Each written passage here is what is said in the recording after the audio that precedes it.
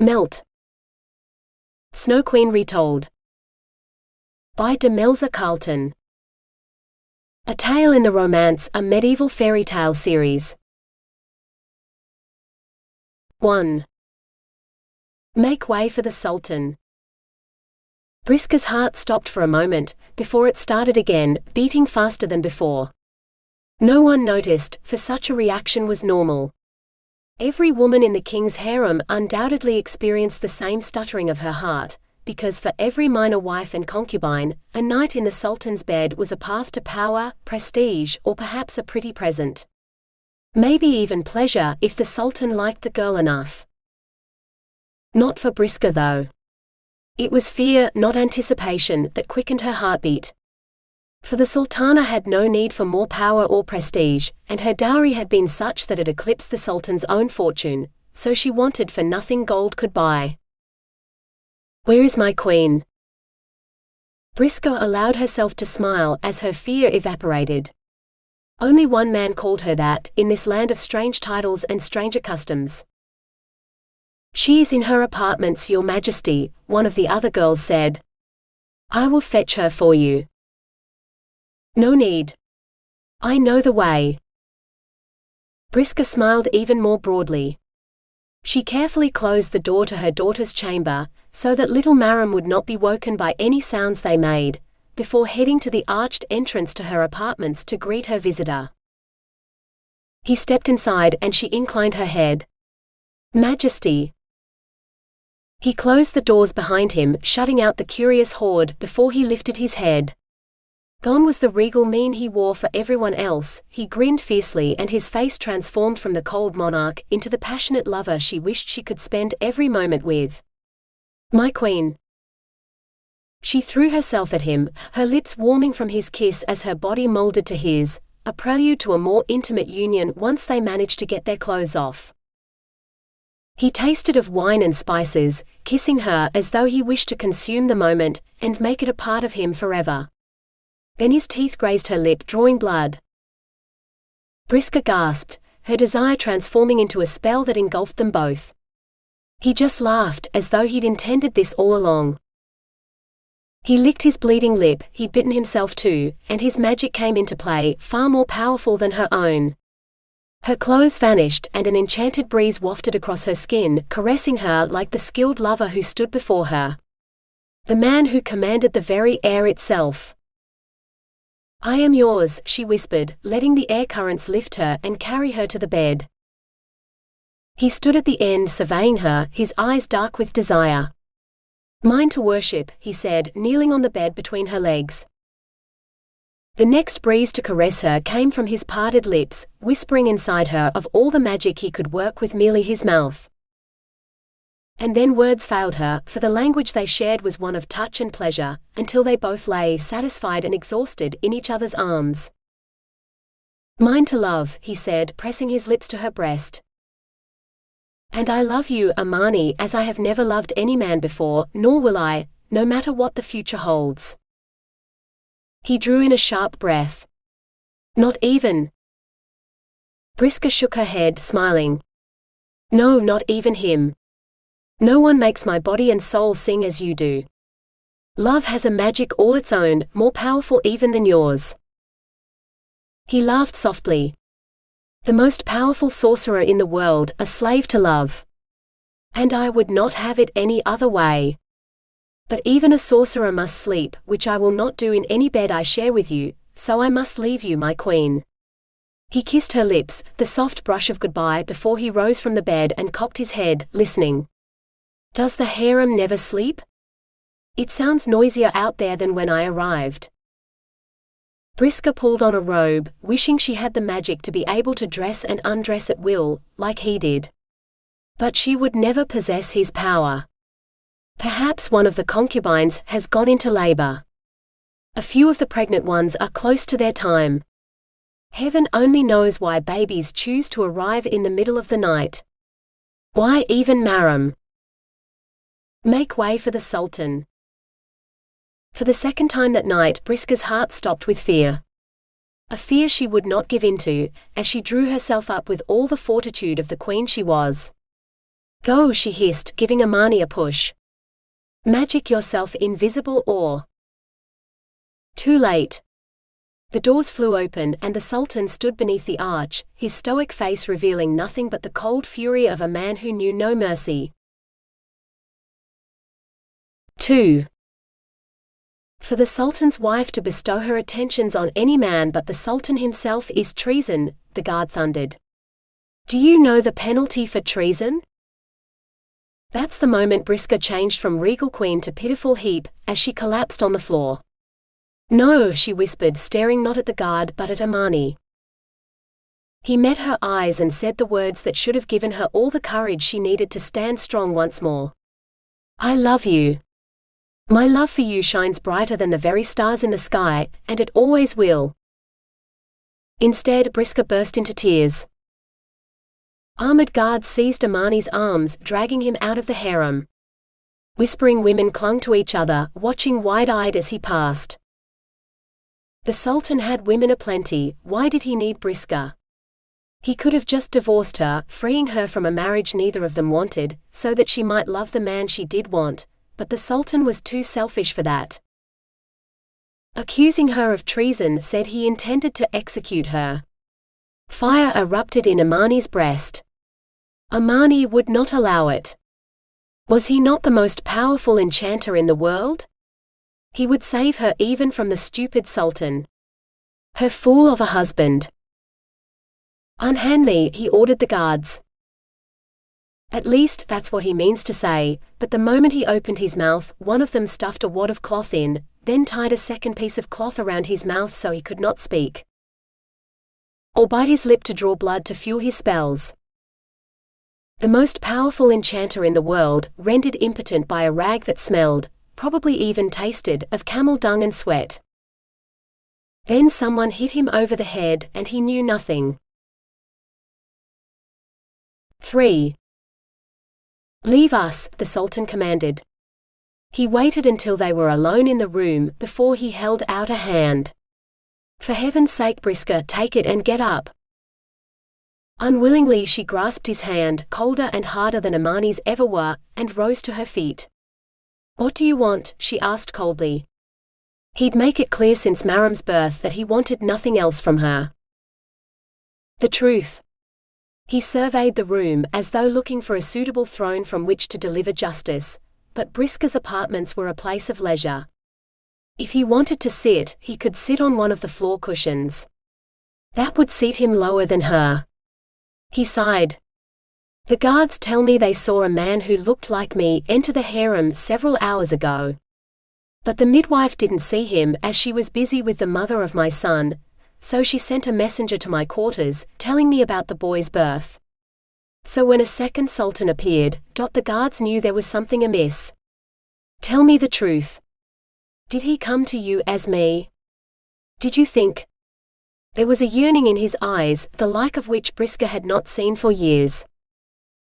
Perhaps the fool still felt something for her, after all. A fool who had just ordered the death of the man she loved.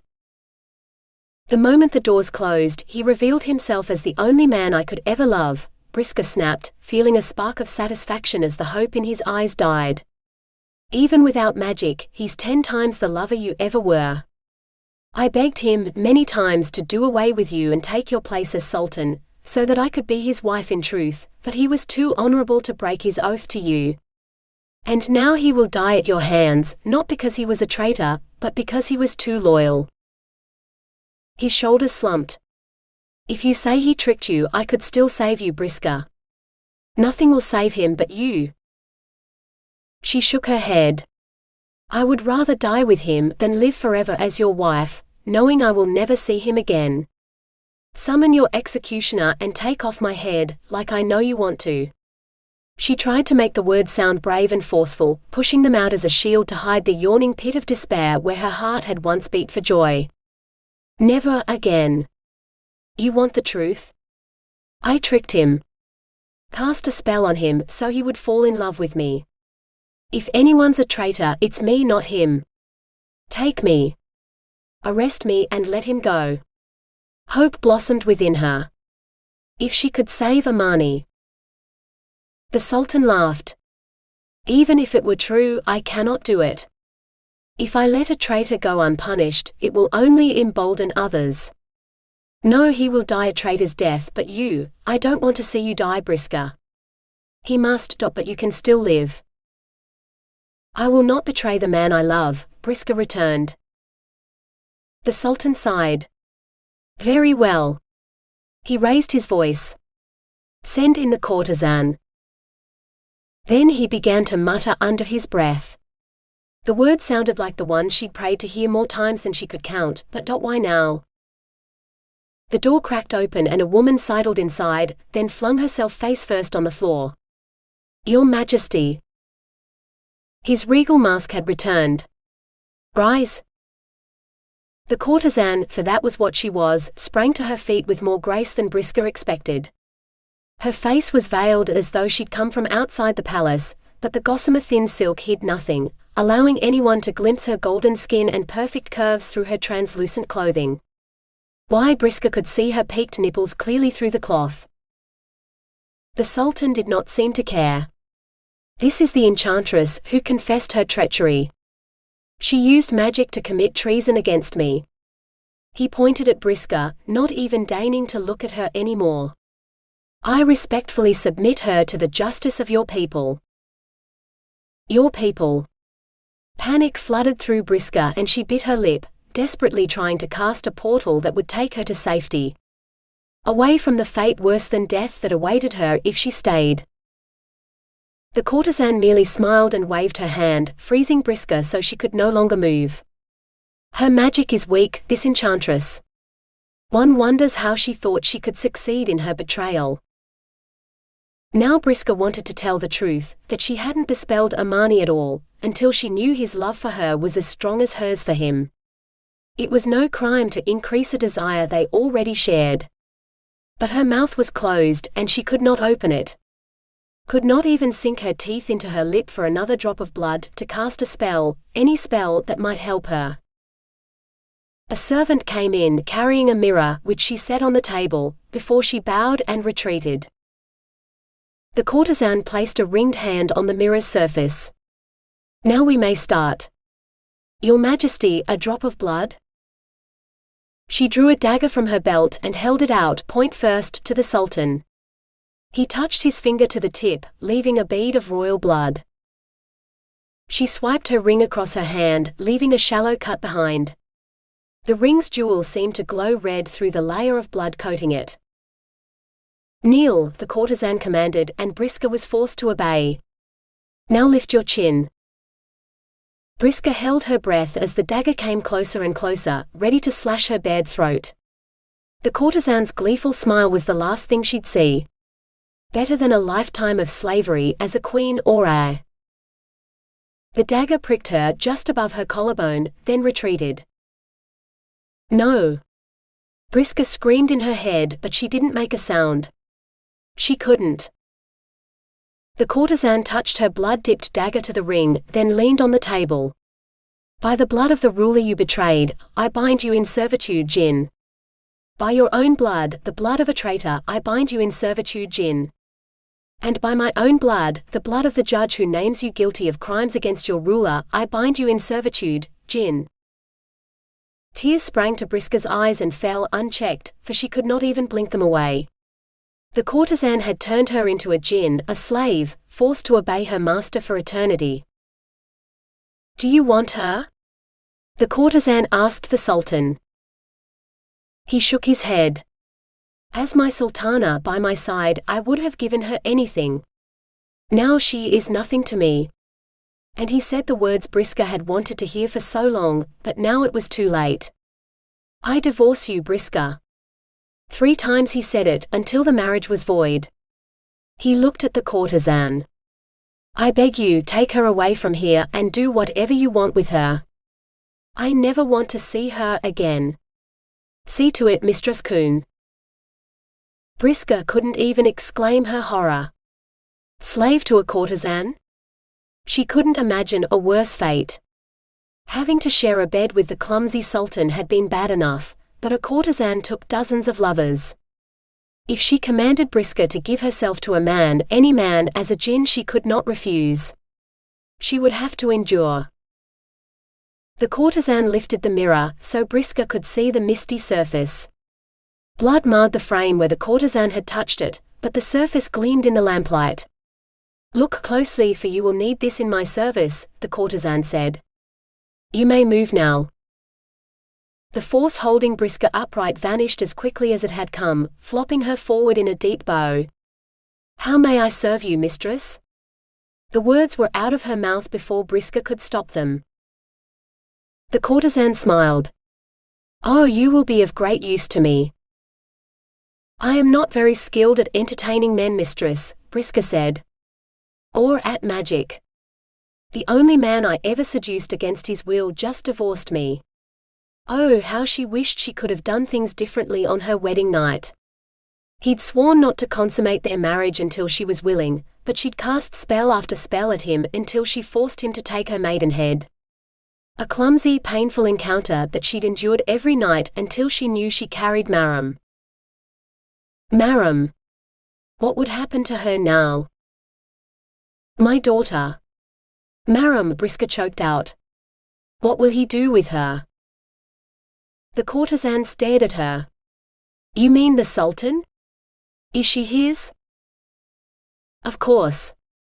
Amani did not come to court until after she was born." The courtesan said, "Then the girl belongs to the Sultan. She will stay, but we must go." "Where?"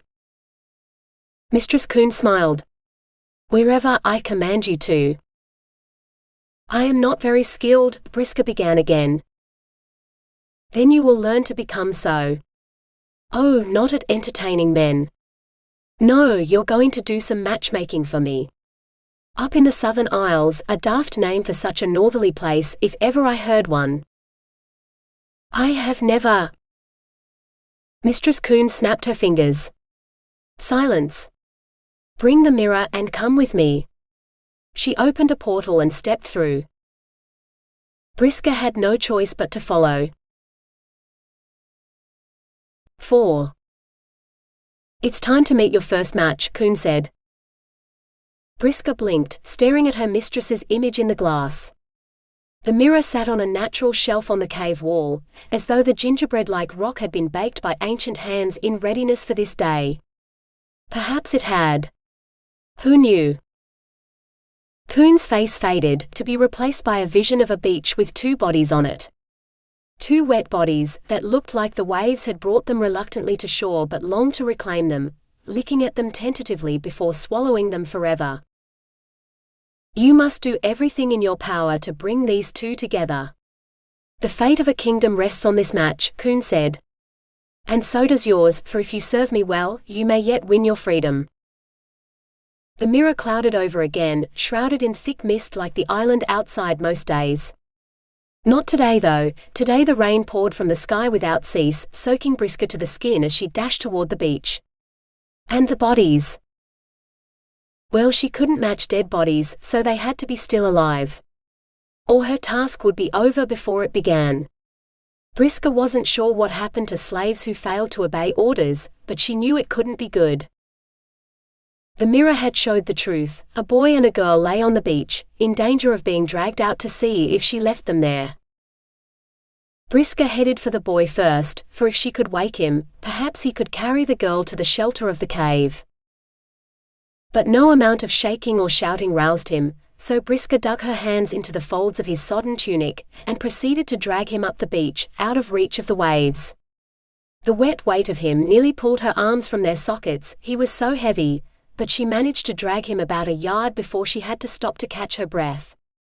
1 yard, 2, 3, until she had him above the high tide mark. Her arms hung by her sides, feeling heavier than the boy had, but Briska still had the girl to save. At least the girl would be lighter than her husband-to-be. If the waves didn't get her first. Briska hurried down the beach, gasping as a wave broke against her knees, sending freezing water swirling around her legs. She grabbed the girl, fighting the sucking sea as the wave retreated, until she emerged victorious on the wet sand. By all that was holy, how could the girl be heavier than her husband-to-be? Her thick skirts dragged along the sand, catching on rocks and doing their best to hinder Briska, as she heaved the girl up onto the rocks beside the boy. If ever she needed magic to help her, it was now, but all Briska wanted to do was lie down beside the pair and rest for a week. But between her chattering teeth and trembling limbs, the freezing wind and her wet clothes, she knew she had to get inside, and so did these two. Briska's hand drifted down to the dagger at her waist, a bone-handled thing with a stone blade so shiny it resembled green glass. She'd found it in the cave, echoing faintly of magic long since cast, so she'd claimed for her own. Briska ran her finger along the wicked edge. Blood mixed with salt water on her skin, and she tried not to hiss in pain as she turned her attention inward, to the magic that rarely came even when she called. A portal, she needed a portal to take her to the cave. Briska traced a circle in the air, over and over, but nothing appeared. She fell to her knees and wept, but still her hand circled, blood dripping down her arm and staining her sleeve. Finally, she gave up. It seemed her enslavement had extinguished whatever little magic she controlled. Time to do this the hard way. When her task was finished, then she could rest. Briska seized the boy and began dragging him home. He gave a strangled shout and struggled free. Briska cried out and dropped him. His head clunked against the stone and he went limp out cold once more. Oh, by all that was holy, if she hadn't panicked, he might have woken and carried himself up to the cave. Maybe even the girl too. Now she'd have to do all the work herself. Swaying softly, Briska resumed her labor. Cursed by love and doomed to serve until she made the match Mistress Queen wanted. If only the Sultan could see her now. 5. The girl woke first, despite the fever in her blood that sent wisps of steam rising from her clothes until they dried. Briska approached the girl cautiously, knowing the lattice screen between them would offer her some protection if the girl lashed out. For who knew how these barbarians would react? What she'd seen of crusaders at home had demonstrated they had little honor, and these two looked no different. "How are you feeling?" Briska asked softly, but the girl didn't seem to hear her. The girl grimaced as she sat up, holding her head as if it hurt.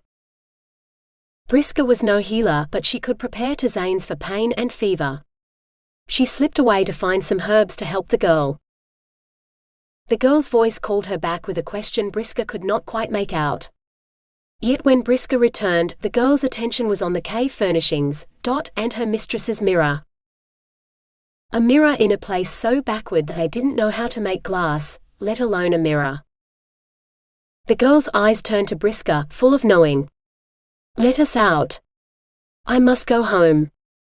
The barbarian girl drew herself up to her full height, a head higher than Briska, and stared down for all the world like she was a queen herself. A slave she might be, but Briska did not have to obey this order. And she could do queenly better than this girl. We all want to go home, but not everyone gets what they want. The sea wanted to take you from the beach where I found you, but I rescued you from the waves and brought you here. I must keep you two together. The mirror insists. Briska stepped out of the shadows, letting the mirror's misty glow light up her face as she tried to appear every bit the queen she once was. "Who are you?" The girl shivered, her courage fleeing with her fever. "I am Gretel." She pointed at the unconscious boy. "That's my brother Hansel." She kept speaking, but Briska didn't hear the words. Brother and sister?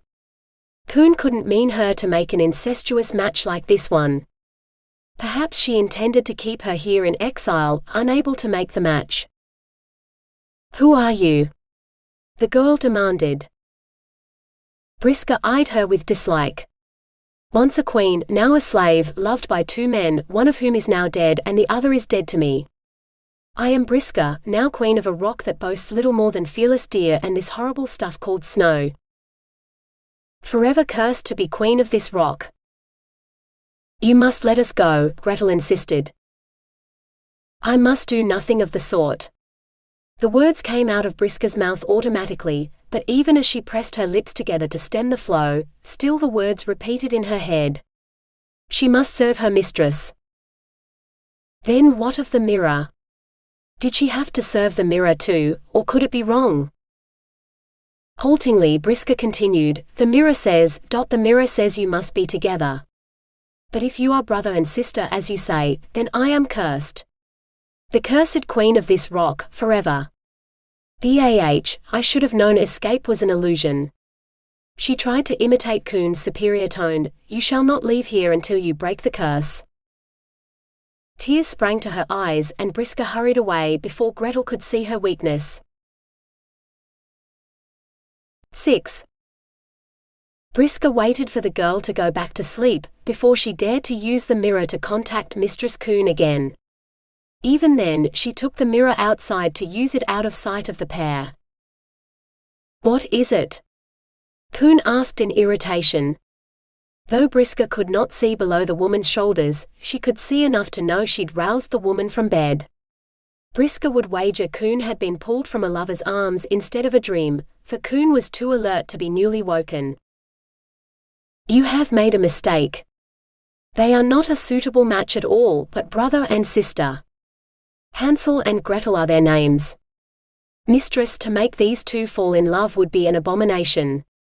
Briska stuck her head inside and eyed the sleeping pair on the other side of the lattice, another of Kuhn's gifts.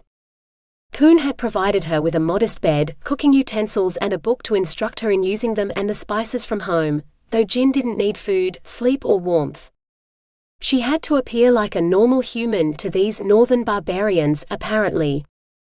As if a queen, albeit an exiled one, was anything close to normal. I will not make this match. Kuhn's eyes flashed. You serve me and I order you to make this match. Do you hear me, Jin? Yes, mistress, came out Briska's mouth unbidden.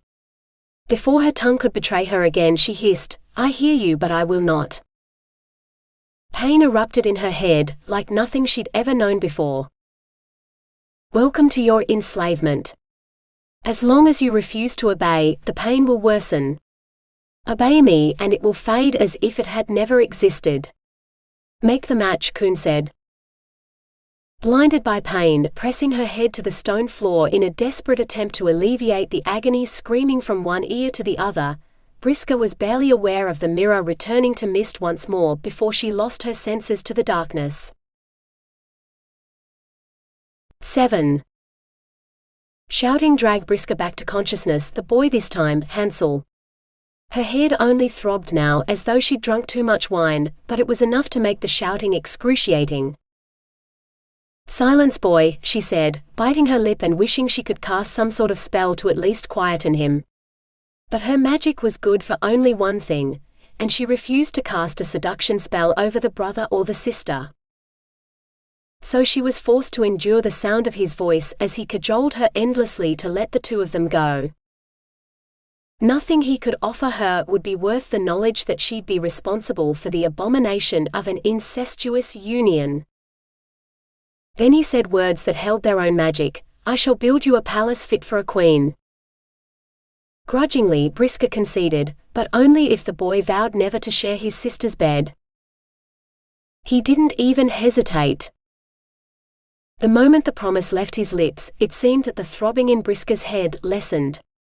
She had no idea why, but she wasn't going to question that now. If the boy built her a palace, he would be too busy to have time to spend with his sister. 8. Briska's headache faded some days, only to rage with a vengeance the next, as Hansel sawed and hammered and built what the barbarian boy called a palace. The mirror flashed pictures of the pair, sometimes as they were at that moment, and sometimes locked in a lover's embrace, as if to taunt her. But if Briska so much as thought her defiance at allowing such an abomination to happen, it was like Kuhn had buried a dagger in her head. Briska took to carrying her dagger around with her everywhere, the cold stone a measure of welcome relief when her head pounded too hard to bear.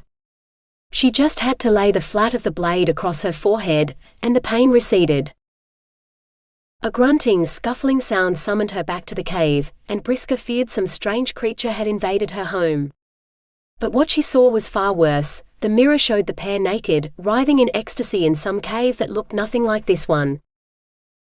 Briska's gaze darted to the lattice, but the girl was nowhere in sight. How had she escaped? Briska drew her dagger. It will not happen. Incest is against nature. Not even the blade was enough to block out the agonizing stab of pain behind her eyes. She fell to the floor, the knife slipping out of her fingers. She had to stop this. She had to. Her hands closed around the knife hilt, and Briska fought to find the strength to stand. Better to kill them than let him defile her so. Now before it is too late. She headed out of the cave, scanning the island for the entrance to the other cave, the one hiding the pair from her.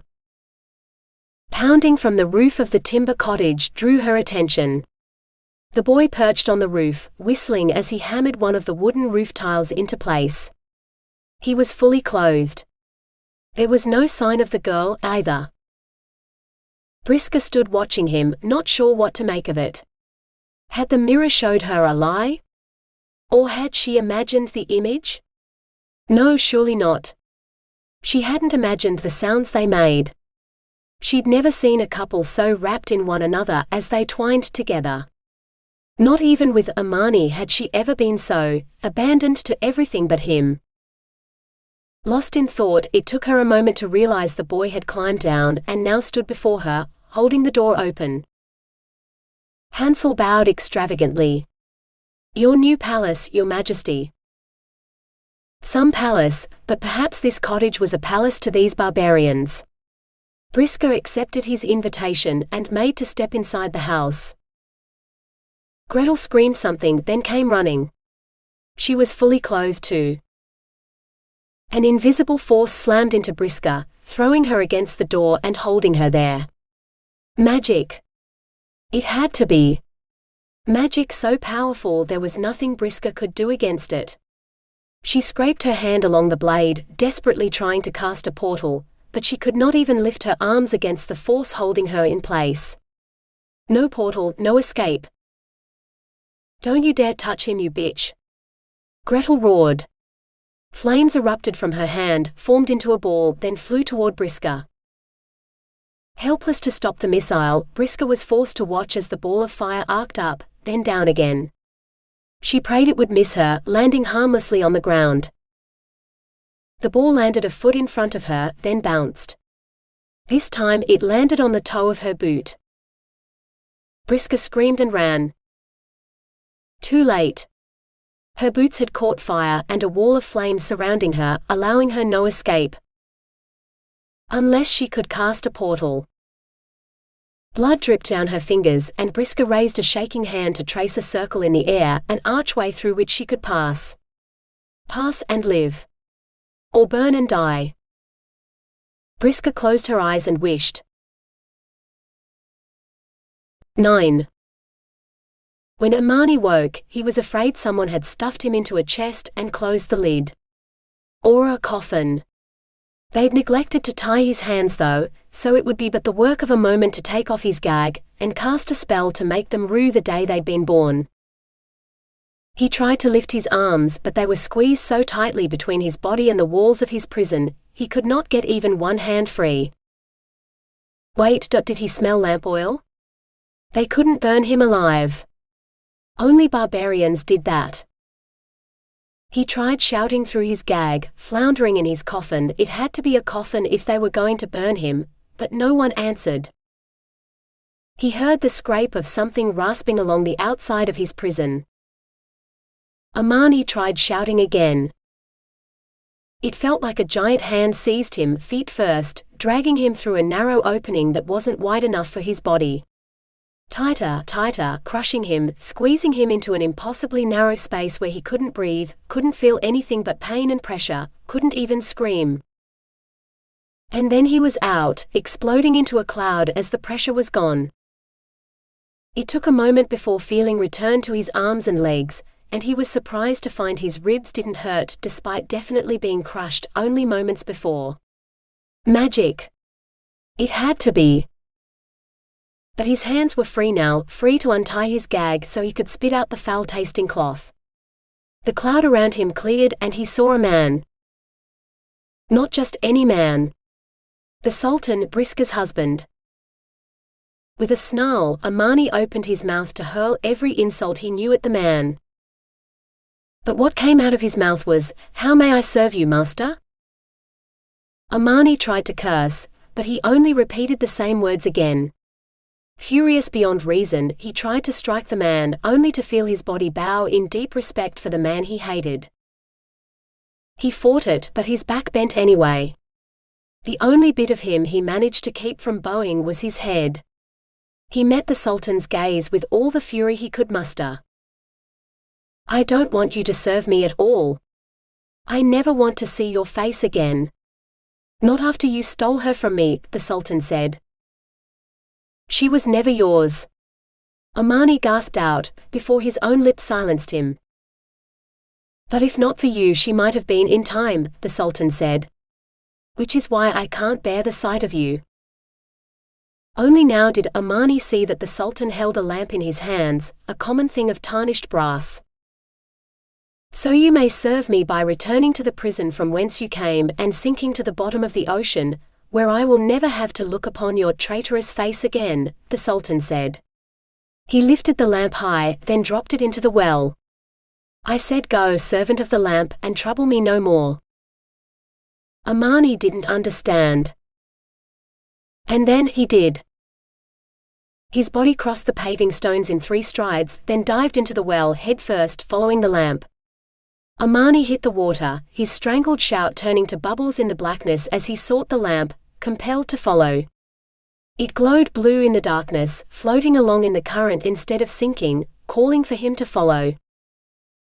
Not knowing why, he swam to catch up, stretching his hand out to grab the lamp. Only his hand shrank, slipping inside the spout of the lamp, followed by his arm until the narrow hole swallowed him up, scream and all. 10. Briska stamped out of her boots, but the blazing leather had already set the floor alight. Swearing, she bit down hard and fought to cast the only spell that could save her. The circle of blue light flared and died once, twice, but on the 3rd time it seemed to stay, wavering a little but enough. She stepped through the portal, which collapsed behind her. She peeled off her singed stockings to find her feet red and blistered with burns. She stuck her feet in the water bucket, moaning as the icy water numbed the pain. The mirror unclouded for a moment, and a face appeared. "Well done," Mistress Coon said. "What do you mean, well done? That brother and sister almost killed me." Briska snapped. This matchmaking thing was a lot harder than she'd thought. And incest, no, that hadn't been part of the bargain. The woman laughed. "Brother and sister? You are too easily persuaded. That's what got you into this mess in the first place, but I will help you. This pair are matched, and so you will move on to your next quest. Your new assignment is in the icy north, I'm afraid. You will need warmer things. Ice and snow. Perfect for burned feet." Briska lifted her arms. "I am ready when you are, mistress." The last word came hard for a woman who had once been a queen, but she had little choice now. Slavery to the mirror and its mistress was all her life held now. A portal opened before her, and Briska stepped through. The mirror, her chest of belongings, and her precious sack of spices landed in the snow behind her. Another day, another couple. Though she shook her head when she thought of Hansel and Gretel. That pair would not have an easy time of it, she was certain. She might have made a match of them, however unwillingly, but they had a lot of work for even a hope of happily ever after. Her mistress's face appeared in the mirror. "Next you must match Kai and Gerda," she said. Briska sighed as she saw the picture of the pair. At least these two had clothes on, unlike the fornicating brother and sister. Thank the heavens for small mercies. And snow to cool her feet. From queen of a kingdom to queen of the snow, Briska's work was never done. But first she would need a place to live, for her new palace was gone. And all the ice and snow gave her an idea. 11. Briska took a deep breath and then exhaled on the mirror. When the condensation from her breath faded, Mistress Coon's face appeared. "Mistress, I can't help but feel this is terribly wrong. I drove my sleigh through town as you commanded, and just as you said, I stopped when the reindeer could go no further, and found a boy near frozen in his own sled, hooked onto my sleigh runners. Is he there with you now?" Mistress Coon asked eagerly. Briska frowned at the boy, as still as a corpse in his icy bed. "Yes," she said slowly. "But I should really take him home, for his family must surely miss him. I've put him into an enchanted sleep, which helps preserve him a little in this icy cold, but I'm not sure how long I can keep him that way, or whether it will do untold harm to do so.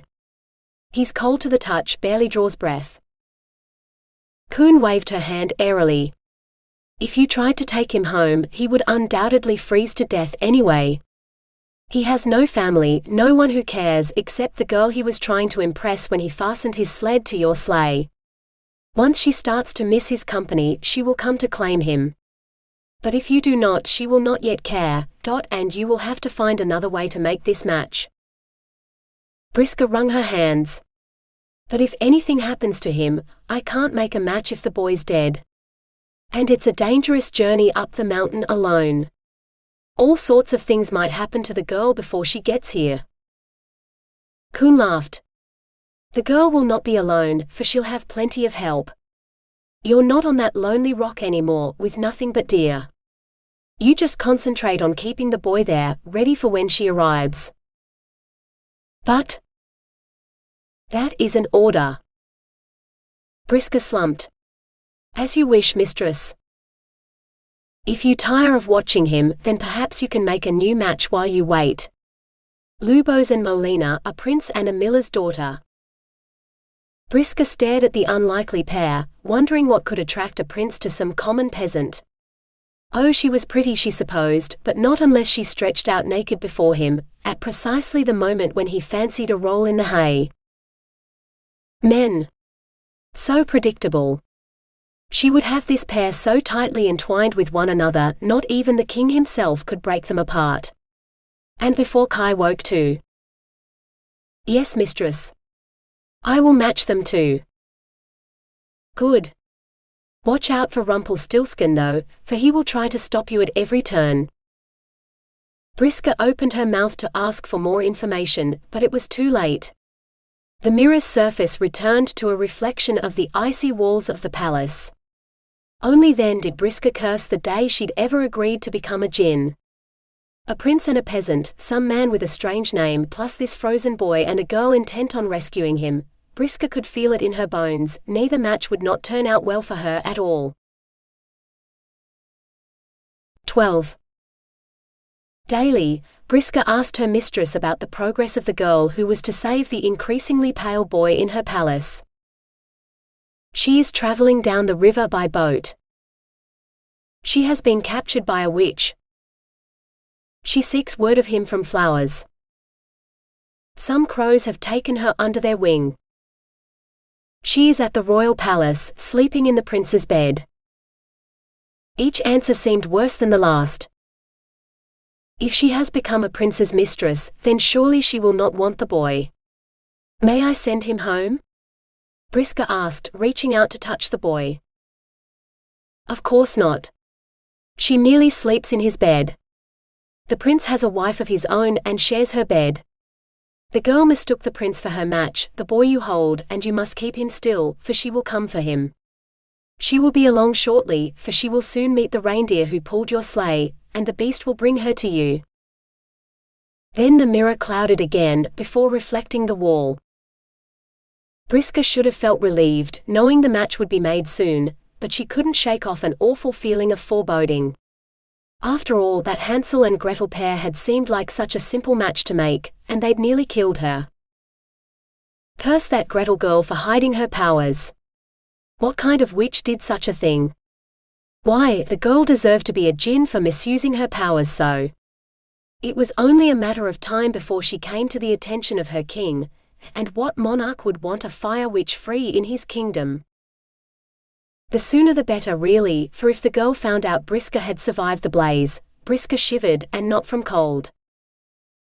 And here she was, waiting for what had to be another witch to arrive, for Gerda must have some magic in order to speak to plants and animals.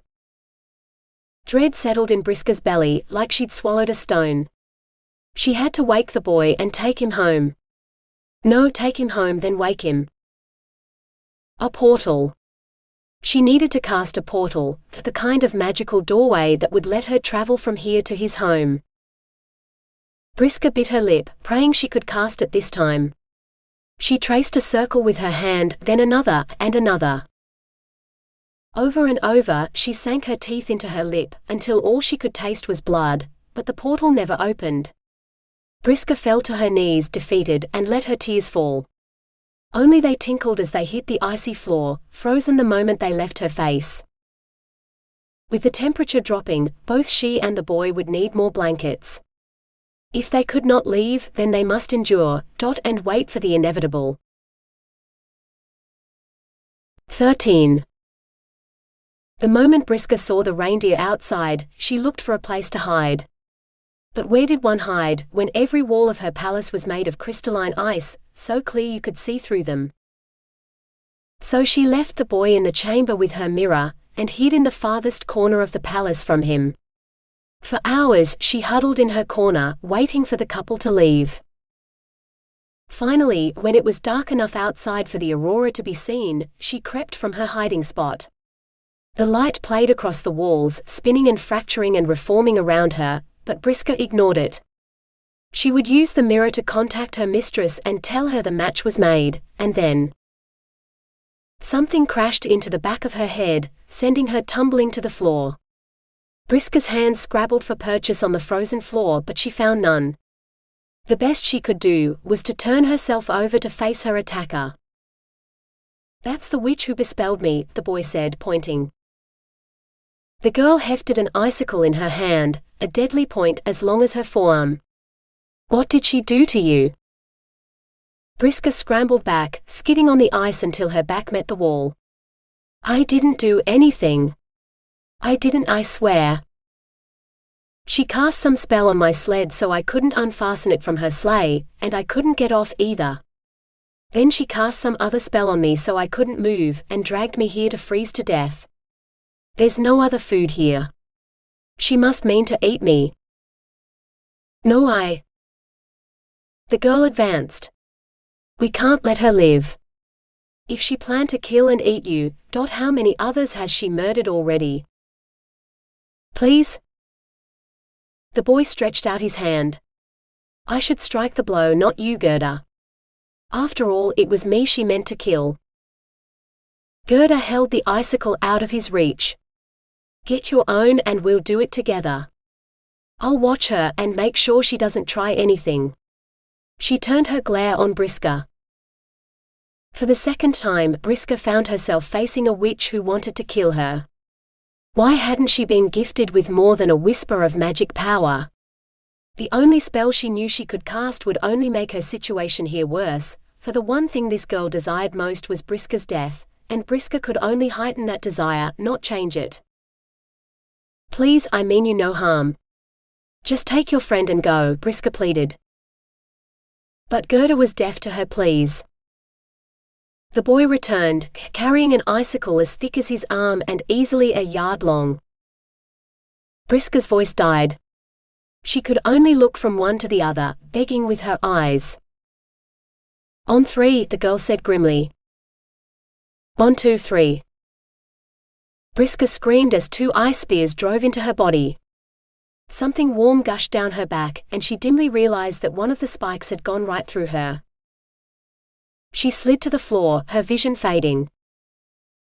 The last thing she saw was the boy and girl, lifting the mirror between them to smash it on the floor, before they walked out of the palace, hand in hand. Briska's last thought was that at least she'd made the match right before she died. Mistress Coon couldn't fault her on that. 14. Rasping again.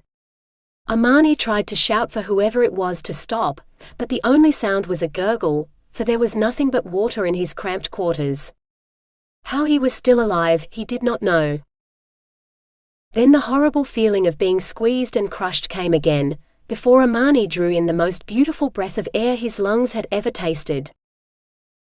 "How may I serve you, master?" he boomed, ready to reward whoever had freed him from his tiny prison. It talked. The lamp smoke talked. Amani found himself facing two shabbily dressed camel drivers, one of whom must have dropped the lamp when he fell backwards in surprise. The two men ran away. Amani sighed. He allowed himself the luxury of looking around. He was no longer in the Sultan's palace, judging by the desert dunes on all sides of the tiny spring. Definitely outside the city gates. He had no idea how much time had passed. A day at least, for the sun was sinking and it had been night time when he was last forced into his prison. He nudged the lamp with his foot. Such a tiny thing, but he could see the magic twining around it, and him, binding them together. Imprisoned in a common, tarnished lamp. The Sultan had truly intended to insult him. And he'd succeeded, curse him. "Who are you?" an imperious voice demanded. Amani looked up. The voice belonged to someone dressed as richly as the Sultan, or Amani himself. "I am Amani, the most powerful sorcerer in all the world," Amani said grandly. Hope swelled in his chest at the realization that he hadn't been forced to bow to the man. Was he somehow free? "He came out of this, Your Highness," one of the camel drivers said, seizing the lamp. He shook the sand off it, then presented it to the well-dressed man. "What was a powerful sorcerer doing inside a lamp?" the well-dressed man asked. "I was imprisoned inside it for my crimes, master," Amani said, hating the words that he could not stop himself from saying. "I am the slave of the lamp, ready to obey your every wish." The well-dressed man eyed him thoughtfully. "I have no need of another slave, but if you are telling the truth about being a powerful sorcerer, perhaps I might find some use for you. Rejoice, for you now serve Prince Philemon of Tasnim." Tasnim, the mysterious underground city that owed its wealth to its water wells, deep under the desert, that travelers paid a great deal to drink from. In better circumstances, Amani might have offered his services to the Prince of Tasnim. But he could not rejoice, no matter how strong the order. Some magic was beyond even Amani. For without Briska, life could hold no joy. So he said, "Yes, master," and waited. For what, he did not know. 15. Briska blinked her eyes open, barely believing she could. "Is this paradise?" she asked. Heavens, no. If paradise were this cold, even the virtuous souls would have revolted by now. I'm sure it's as fitting as fire is for hell. Hardly a reward. "Mistress," Briska managed to say as Kuhn's face came into view. "Why am I not dead?" "Don't look to me for miracles. You're a djinn.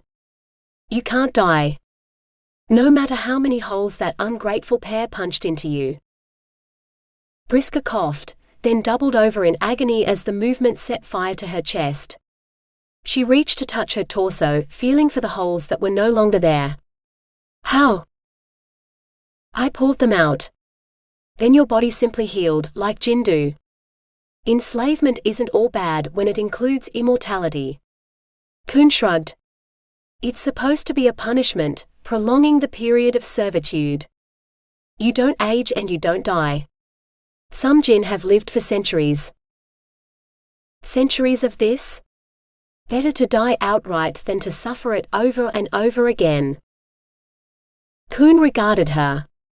"You are allowed to use your magic to defend yourself, you know." "My magic is not strong enough for that. After the fire and now this, I wonder what use your magic is at all." Kuhn hung the mirror back on the wall, which appeared to have never been broken. "Perhaps I should have just left you here, impaled on ice." Briska moistened her lips. "Thank you for saving me, mistress," she said. If you give me another chance, another couple maybe, but not a witch. Jinn or not, I do not think I can survive another spell. Queen laughed. Who do you think you are matchmaking, if not witches? Someone must see that another generation of magic users is born, and tend the bloodlines. Every match you make is for a witch. Briska shrank against the floor, wishing she could sink right through it. Then help me hide from them, mistress, she begged. I will make the match, cast what spells I can to help love blossom between whoever you command, but please hide me from them. If there was some way I could stay here far from harm and still bespell them. Perhaps there is, Queen said, stroking the mirror. But you must promise to match every couple I send you, without protest. There shall be no repeat of the Hansel and Gretel affair.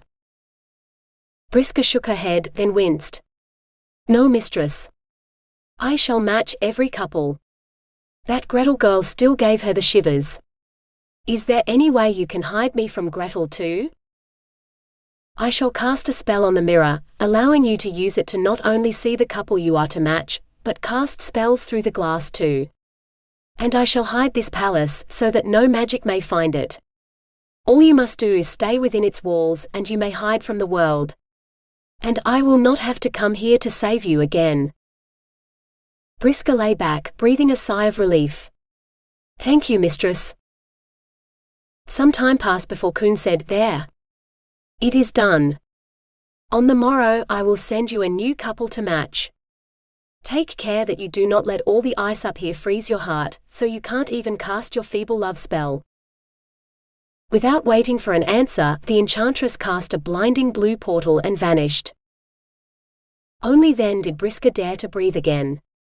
Her heart had frozen the day Amani died, and nothing would touch it, ever again. And love spells?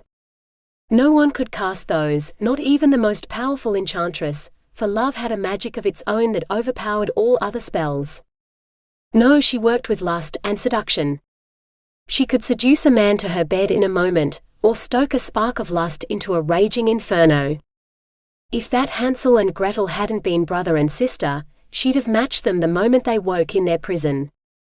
As for Gerda and Kai, Briska swore she'd do better next time. And if she was safe in her icy citadel, far from the reach of any vengeful witch, Queen would never have the excuse to call her spells feeble again. 16. Enough, Briska commanded, and the writhing naked bodies in the mirror turned to reflected blue. Now she was done with them, no one would pry Snow White away from her prince. She pressed her hands against the icy wall, then against her flaming cheeks, attempting to cool them. The glassy walls were weeping, it felt so hot in here, almost as though the steamy scene between Snow White and her match had heated up the palace too. If Briska had Amani here right now, she would. She closed her eyes, feeling the icy chill invade her heart again. She didn't need to look to know the palace had frozen into its usual crystalline splendor, showing no sign of the recent melt. Mistress Queen would be pleased at her success, she was sure of it. If only Briska could feel some measure of satisfaction in it, but she felt nothing. While passion raged between Snow White and her prince, her heart was empty. There was no one left to love. Even her daughter had been torn from her. If she could only see Maram again. Briska stretched a hand toward the mirror, wishing with every bit of her being that she might glimpse the girl again. But Maram was too young for matchmaking. She was barely old enough to play with the dolls Amani had bought for her. The mirror surface rippled, clouded, then cleared. Briska's breath caught in her throat.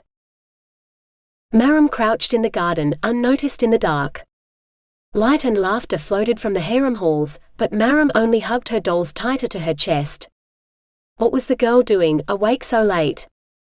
Had no one put her to bed, as they should? Women passed her, taking no notice of the child. Briska bit her lip, sending a spell through the ether to the harem. She let it expand like mist, until it had touched every woman present. Where is Maram? Murmured one, then another, until the whole harem started searching for the little girl. It was a concubine who found her, a girl Briska remembered because she'd borne the Sultan a daughter not long after Briska had birthed Maram. What was her name again? N something. Nahid, that was it. Briska dug her teeth deeper into her lip, and sent out the most powerful seduction spell she'd ever cast. Not at Nahid but at the little girl in her arms. A chorus of coos from the women standing around Nahid told her the spell had worked. "Yes, love my daughter for me," Briska said. "He might have removed me from her life, but she will not go unloved. Every one of you will hold her as dear as your own child." She watched greedily as Nahid hugged the girl tightly, carrying her to bed. Briska would have given anything to hold Maram in her own arms, and perhaps one day she would, but in the meantime, she would at least watch. As long as her mistress never found out. For Queen must never know. Briska took one last, longing look at Maram, before wiping the picture from the mirror. She would tell Mistress Queen about her success with Snow White in the morning, and accept her next assignment. One day the matchmaking would end, and Queen would release her to go home to her daughter. One day. However long it took, however many matches she had to make, Briska swore she would win her freedom. For Maram. 17. A dragon. A huge fire-breathing sword-crushing dragon. Briska stared in awe, hardly daring to believe her own eyes. Giants, unicorns, she thought she'd seen everything with this couple, but she hadn't expected to actually see a dragon. It should have been simple, but she'd learned by now that no witch's mind was simple. George had needed barely a nudge from her magic to fall madly in love with Melita, but the cool, collected maiden didn't seem to experience passion of any kind. And when she did, Briska had thrown the spell so hastily she'd been responsible for breaking 3 beds before she realized the lust in Melita the Mindrida's mind was from someone else's thoughts every time. She'd almost gotten them killed once, when the lust had belonged to a giant. But lust came in many forms, and a man maddened by battle lust became a liability. So she'd followed their journey day after day, hoping to find that tiny spark in the girl's mind she could fan into a flame. If the dragon didn't burn everything into ash first. Disgusting, destructive beast. His lust for killing hung like a black cloud over its head, almost obscuring it from sight. A cunning creature, but if she could bespell him so that his battle lust outweighed his reason, her pair might have a chance. She watched in horror as the battle raged, fire and smoke obscuring all, until a scream rose up that could only have come from Melita. Briska hunted desperately for the girl, but even the mirror could not find her among the flames. George had disappeared too. If the dragon had killed him, or both of them, Briska had failed. She slumped against the wall. She'd never hold Maram in her arms again. The mirror had gone awfully quiet, aside from the crackle of flames. Too quiet for a battle. "Marry me." Briska jumped to her feet, hardly daring to breathe. Had she heard correctly? When George kissed Melita, Briska pumped her fist and cheered so loud icicles fell from the ceiling, but she didn't care. Her couple were alive and kissing, and she bit her lip, shooting a spell their way. Alive and kissing, and Melita had every intention of dragging George to bed with her that very night. If she didn't throw him down into the ashes and tear his clothes off then and there. Another happy couple, and a dead dragon to boot. "There's nothing feeble about that, mistress," Briska said. For the first time in she couldn't remember how long, she felt a grim sense of satisfaction. It was gone before she could grasp it, but it was there nonetheless. Perhaps she could win her freedom. After beating a dragon, anything was possible. 18. If anything was possible, then she could make the mirror show him, Briska told herself for the 10th time. No, surely the 100th. But this time was different. This time she reached out to touch the mirror as she breathed on the glass. And wished, more than anything, to see Amani. The mirror fogged like always, and Briska held her breath, not daring to take her eyes from it. Her heart patted in her chest almost as fast as her footsteps would sound as she ran to Amani. If she could see him again. Touch him again. The fog cleared, but the picture was blurred. Blurred by her own tears at the thought of seeing him again. Tears of joy, Briska told herself, blinking them away before they froze. Somewhere blue.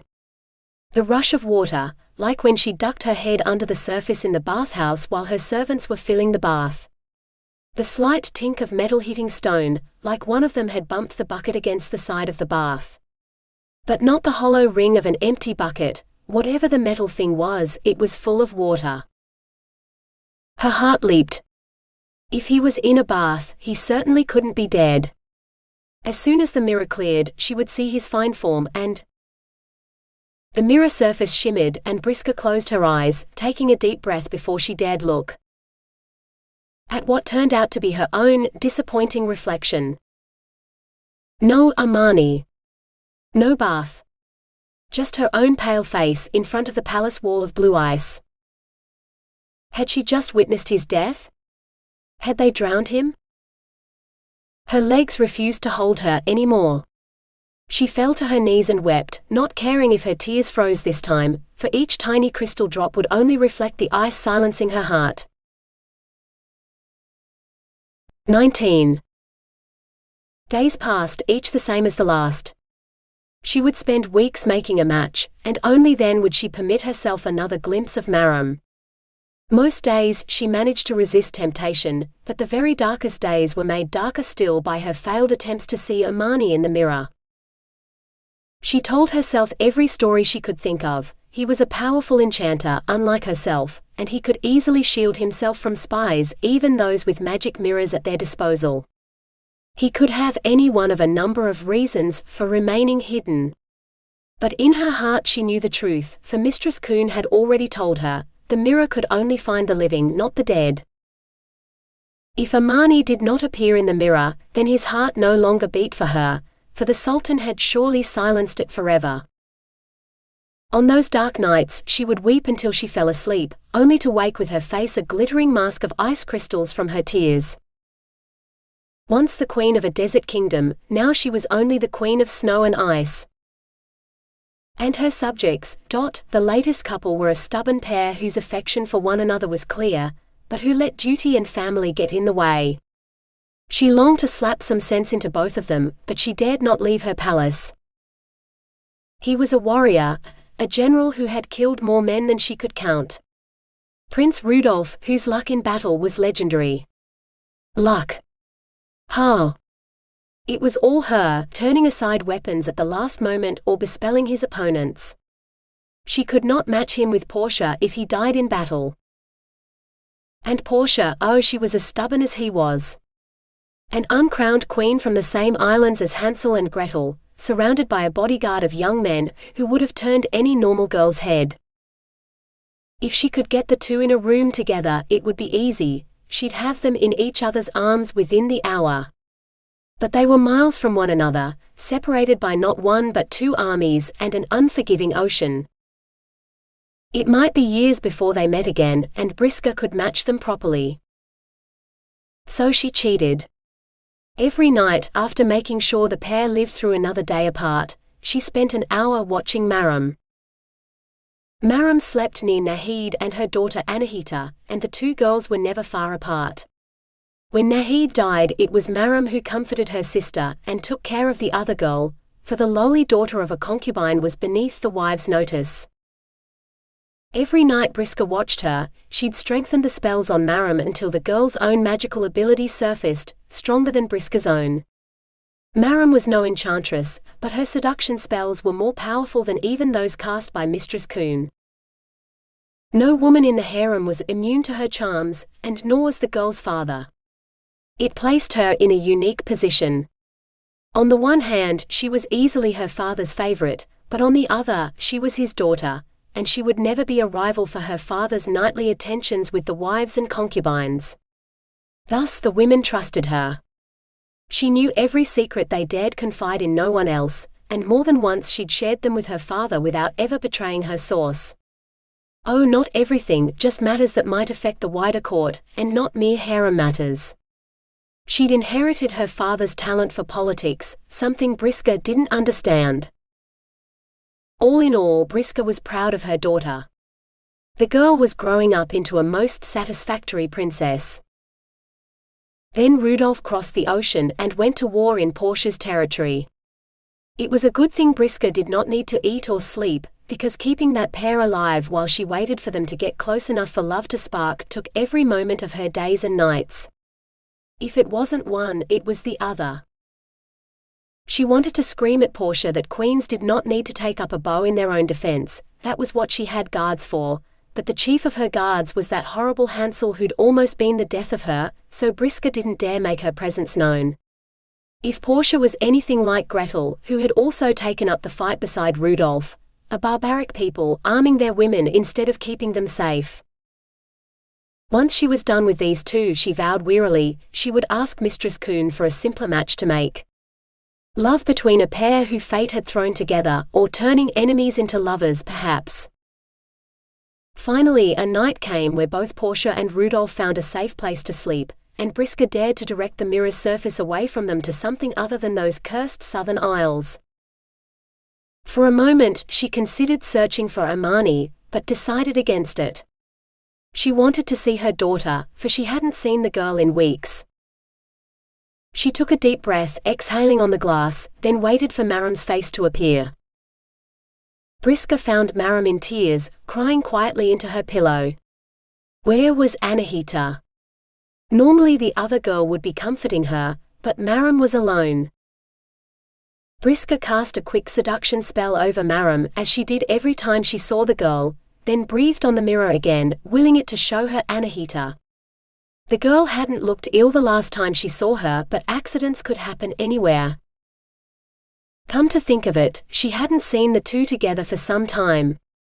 If the girl was dead. The fog on the mirror faded, and Briska held her breath as she peered into the picture it showed. Briska's mouth dropped open and wouldn't close. She wanted to look away, but her own horror transfixed her. No one deserved such a fate. 20. Amani squirmed, trying to find a comfortable position in the cramped lamp, but it was no use.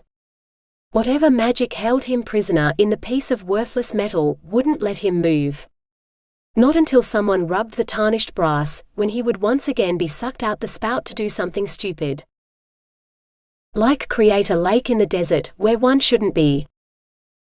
He cursed his master silently, for such were the terms of his enslavement that he could not say the words aloud. Even if the Prince of Tasnim was all of the things he couldn't say. It wasn't Amani's fault the idiot had ordered him to make that lake. Princes didn't care if whole underground rivers had to be shifted to grant their wishes. Bedrock cracked, the desert would be forever changed by what he'd done. So when the prince had whined that he wanted everything changed back, Amani had taken great pleasure in informing the idiot that it was impossible. Not even the most powerful sorcerer in the world could force the river to flow backward. Which was probably why he was stuck in the lamp again, with no way out until someone summoned him. He'd lost track of the days he'd been in here so long. How did you count days when everything was dark anyway? He had not eaten or drunk a thing, and sleep eluded him, yet these things no longer seemed to matter. Jinn had no need of sustenance or sleep. They served and they waited until they served again. Slavery. On an immortal timescale. And the longer he sat in this lamp, the more he longed for freedom. Even servitude would be a release from this lamp. But he'd probably need a new master to do that. That new enchantress hadn't liked Prince Philemon much. Whatever curse she'd cast on him, he hoped it made the prince as uncomfortable as Amani himself. And unable to wish for any more stupid things. Amani sighed. The next man who released him from his prison, he'd make the man the master of untold riches. As long as he wasn't some puffed-up prince like Philemon. 21. Do you know what you have done? Mistress Queen demanded, her eyes flashing even through the mirror. Briska lifted her head from the cradle of her arms. I cast too strong a lust spell on him. I know. I was trying to fix it or reverse it or something when he raped the poor girl. Briska couldn't say the words, knowing she was responsible for the brutal violation of the young enchantress. She buried her head in her hands. The match is doomed now. Worse than that. You cast your spell on the wrong brother. Queen snapped. What? You cast the spell on Thorn, the older brother, when Zuleika is destined for Varden, the younger one. There's two brothers? Briska didn't believe it. Two identical brothers? But there is only the one in the palace. Queen made an impatient noise in her throat. Of course there are. And they are not identical, just similar in appearance. The other is the new master of Beacon Isle, a powerful post his fool brother let him have without realizing the consequences. Now that he does, he'd planned to send your enchantress to carry a curse to his younger brother, but your misplaced spell made him change his mind and decide to keep her instead. Perhaps I can reverse the spell. If he becomes indifferent to her, he might change his mind once more and send her anyway. Briska ventured. It's too late for that. Your bird has flown far from Thorn and his kingdom. That enchantress might be young and just coming into her powers, but she can cast portals like she's been working magic all her life. Queen sniffed. Unlike some people I could name. And why weren't you watching? You should have seen her leave and done something to stop her. Briska gritted her teeth. I could not watch the king rape that poor girl. Not when I couldn't stop him. She's the same age as my own daughter, and what if her father decides to marry her to someone like that? She is a princess and a suitable wife for a king. She trailed off before she revealed her secret, that she watched Maram through the mirror most nights. As long as I am distracted with worrying about my daughter's future, I will likely continue to make similar mistakes to the one I have with Zuleika and, what was the boy's name? Varden? Briska's breath caught in her throat. What if Zuleika comes after me, blaming me for what Thorn did to her? How many seduction spells have you cast? Queen asked, but she didn't give Briska time to answer before she continued. And how many of the men you have cast them on turned into beasts like that one and forced the girl? Just him, Briska said, but that doesn't absolve me. That girl suffered because you cast a lust spell on a complete asshole, Queen finished for her. The girl suffered true, but she will have her revenge. A fitting one, for he will lose his throne to his greatest fear, his brother or his brother's heirs. She was clever too, she managed to curse him without committing treason, because he activated the curse. She will not become a djinn. But what if she comes here? She is far more powerful than I will ever be. And it's still my fault. Briska said. Queen waved away her worries. She does not know of your involvement, and she is on the other side of the world now, helping some warrior woman with her magic shoes. She has put the matter out of her mind, and so should you. Even if she did not, she would not find you through the shields here. As long as you continue to make the matches I command, you shall be safe. What about that couple in the Southern Isles? Blissfully in love with one another, Briska said bitterly. No spell required. After all those years of trouble keeping them alive, I'm not sure even magic would have stopped those two once they were reunited. Really? Queen looked delighted. Even I didn't think you could manage to make that match. Well done. Such good service begs a reward. What would you ask of me? Let me visit my daughter and speak to her father about what marriage he has in mind for her, Briska said. And persuade him not to let her marry at all. Better for Maram to be celibate than suffer the same fate as Anahita. Queen shook her head. I cannot. He does not wish to see you ever again. Then ask for her to be your apprentice, Briska said. If she is a courtesan, she will never marry, and if you train her, she will still be able to make alliances for him. Just not marriage alliances. You would sentence your daughter to a life without love? Queen asked. There is little love in a political marriage either, without a spell to bring the pair together, Briska countered. Better that she becomes a courtesan, allowed to take the lovers she chooses, than to be forced into a marriage she does not want, where to love a man, any man, would be treason. That is a life without love. I would not wish my fate on her. Queen inclined her head. Very well. Princess Maram shall be a courtesan. If she has inherited your gift for seduction magic, she could well become the best the world has ever seen. My daughter has no magic. Mine is so weak, and her father, if her father had been an enchanter, perhaps it would be different. If her father had been Amani, but that could never be. Briska swallowed, then dared to ask, is there anyone this mirror cannot show? Can I see my daughter? Or anyone else? She didn't trust her voice to stay steady if she said his name. The pain was too raw still. The mirror will show you anyone living. If you wish, once your work is done, you may use it to see your daughter. Briska let out a breath she hadn't known she was holding. Thank you, mistress. It would be wonderful to see her again. Then Queen's other word sank in. By living you mean, if the mirror will not show someone, then they must be dead, Queen finished for her. Dead and buried, where no magic can touch them. Any other questions? No. I thank you for taking such care of my daughter. I will watch you eagerly, Briska said. And while I am training her, I will fix the mess I made with Zuleika. No, not yet. Give the girl some time to recover from her ordeal, or she will reject the brother. Instead, how about a pair of star-crossed lovers, childhood friends whose families are feuding? Jael and Halvard could do with some magical assistance. Queen waved her hand, and her reflection was replaced by a picture of a pair Briska had not seen before. As you command, mistress, Briska said, bowing.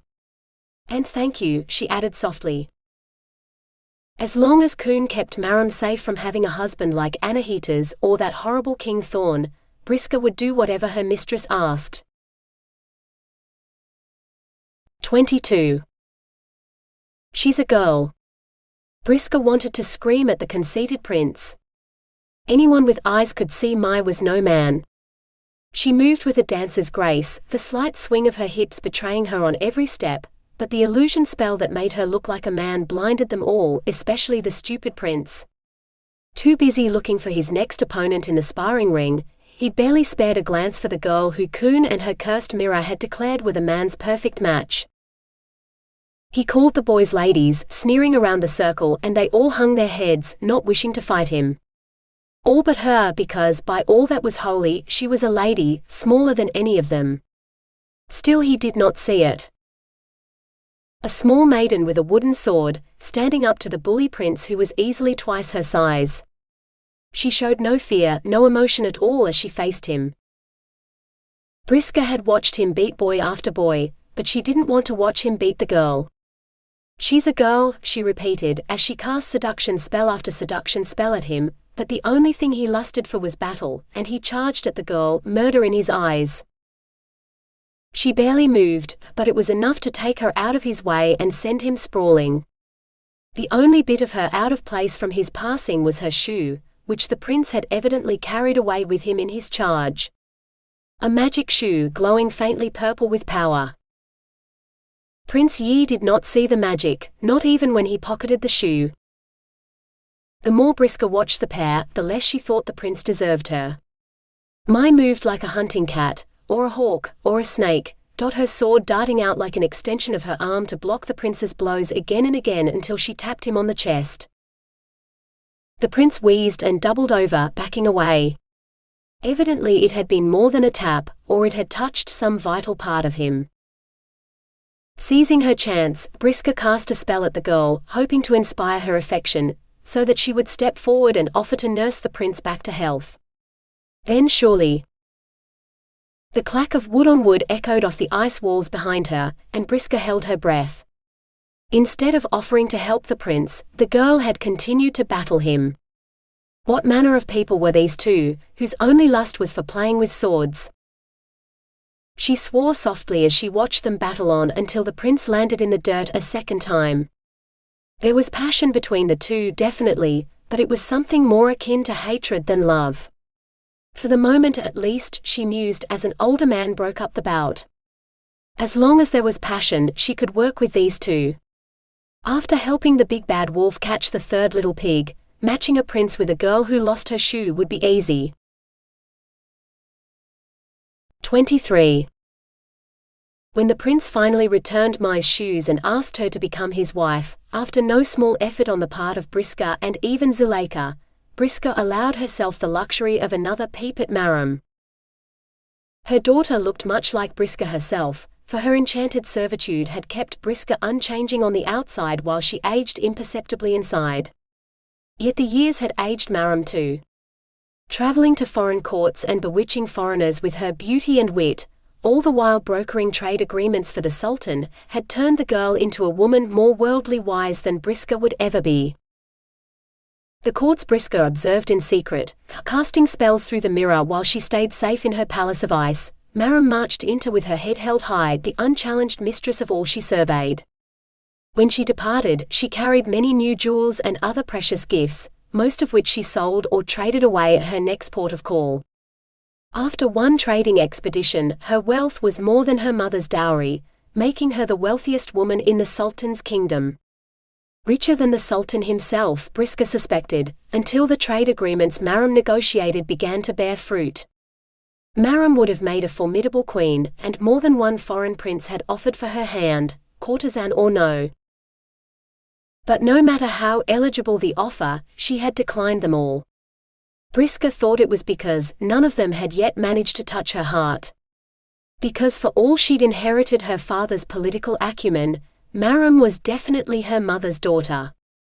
It would take an extraordinary man to capture Maram's heart, though the girl would leave a trail of broken hearts behind her. While her mother made matches between two people, Maram united entire nations. She had a courage Briska would never possess. Briska prayed that Maram would never need to know the violence that had driven Briska into hiding. But today, as Briska watched the girl shrug out of her clothes in the old bathhouse by the city gates, she was struck by the deep sadness that seemed to surround Maram, a dark pool far deeper than the water she stepped into. For all her conquests, happiness eluded Maram too, much as it had her mother. Was Maram destined to spend her life alone, in the midst of so many, yet untouched? But she wasn't alone in the bathhouse. Briska noticed, a shadow lurked in the linen room, the shadow of a man, she was certain of it. The mirror obeyed her order to focus on the man, to see which of her suitors was spying on Maram, and whether he meant her ill. But this man was no suitor Briska had ever seen before. His patched, worn clothes made him appear little more than a common beggar, until Briska recognized the make of them. A fashion from decades past, only ever crafted in silk, but worn so threadbare now she couldn't discern any of the original sheen. A nobleman or a merchant fallen upon hard times, did he blame Maram for his misfortunes and seek revenge? Briska sent a spell through the glass, fanning the flame of his existing passions. If it was Maram he wanted, then he would make himself known to her instead of hiding. If it was revenge, better that he reveal himself now that her servants were alert for her call for aid. The man edged out of the shadows and into the light, but only to where he could see Maram better. Not a man at all. He was barely more than a boy, his father's cast-off clothes hanging off his thin frame, but the way he stared at Maram was like a man dying of thirst regarding a cup of wine. Infinite longing. Briska reached through the mirror and sent a stack of towels tumbling off the shelf. The boy never heard it, for he was too intent on Maram, but Maram's head snapped up, as she became aware that she wasn't alone. She summoned him, using the same honeyed tones she might try on one of her suitors. Unlike those other men, he crept out of hiding and prostrated himself before her.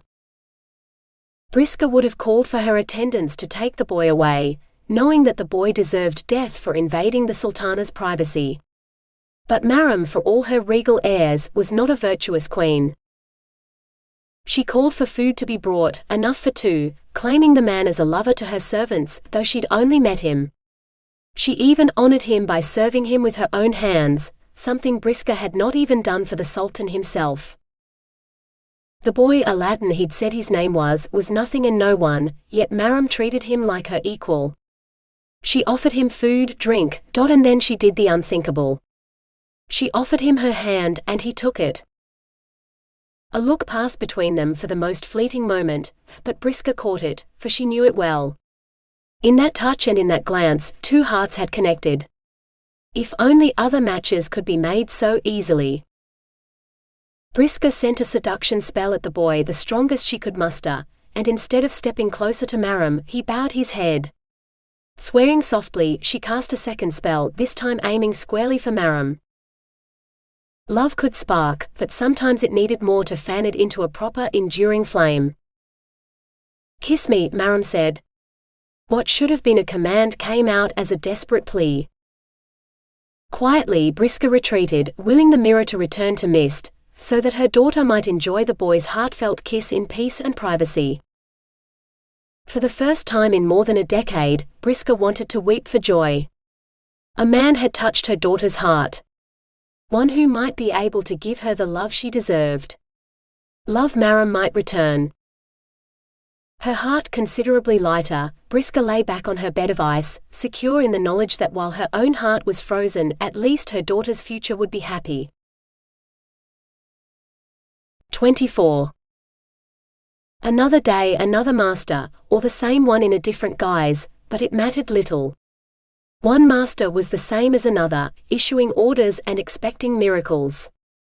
Amani braced himself for being sucked through the spout again. The discomfort had become one of the least demeaning parts of his servitude. He placed a private bet with himself that this new idiot would ask for all the riches in the world before the day was over. He'd lost the wager when it was Philemon, who turned out to be too much of a fool to think of asking for such a thing. So this one would have to be truly stupid to do worse than Philemon. "I am the servant of the lamp. What do you wish of me?" Amani said grandly. He'd found he could vary the words if he wished, as long as he said something suitable when greeting a new master. If he began before the magical compulsion hit him, he could even make himself sound impressive, retaining some of his former glory, instead of presenting himself as a cringing, servile mouse.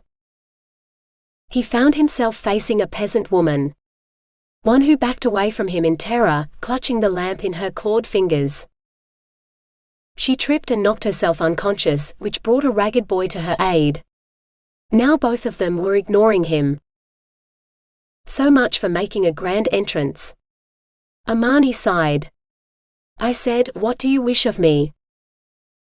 The boy, nay, a man though a young one, turned angry eyes on Amani. "You frightened my mother and now she is hurt." Amani opened his mouth to say it was her own silly fault, releasing a djinn she had no idea what to do with. But her dutiful son snatched up the lamp and continued, "I wish you would fix the mess you have made." His expression challenged Amani to refuse. Almost as if he knew the horrible headache that would ensue if he did. It had been many years since Amani had healed someone, but he did his best for the woman. When he had stopped her head from bleeding, he turned his attention back to the man. His new master, for the man's hands were firmly wrapped around the lamp as though he knew what power he possessed. Grudgingly, Amani said, "What else do you wish of me?" He would not blame the boy for asking for riches. Living in this hovel, a bag of gold might change his life. But the boy surprised him again. "Answers. What are you?" "I am the servant of the lamp, and my master is whoever holds it in his hands." The boy nodded, as though he already knew this. "So you are a djinn?" "Yes." "You can perform magic?"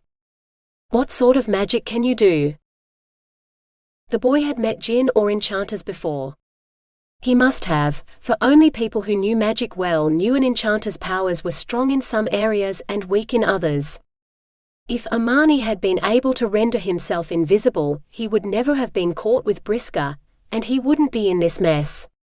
But there was no point thinking of that now. He had a new master to impress with the considerable powers he did have. Amani swelled until his head touched the ceiling. I can make you the richest man alive.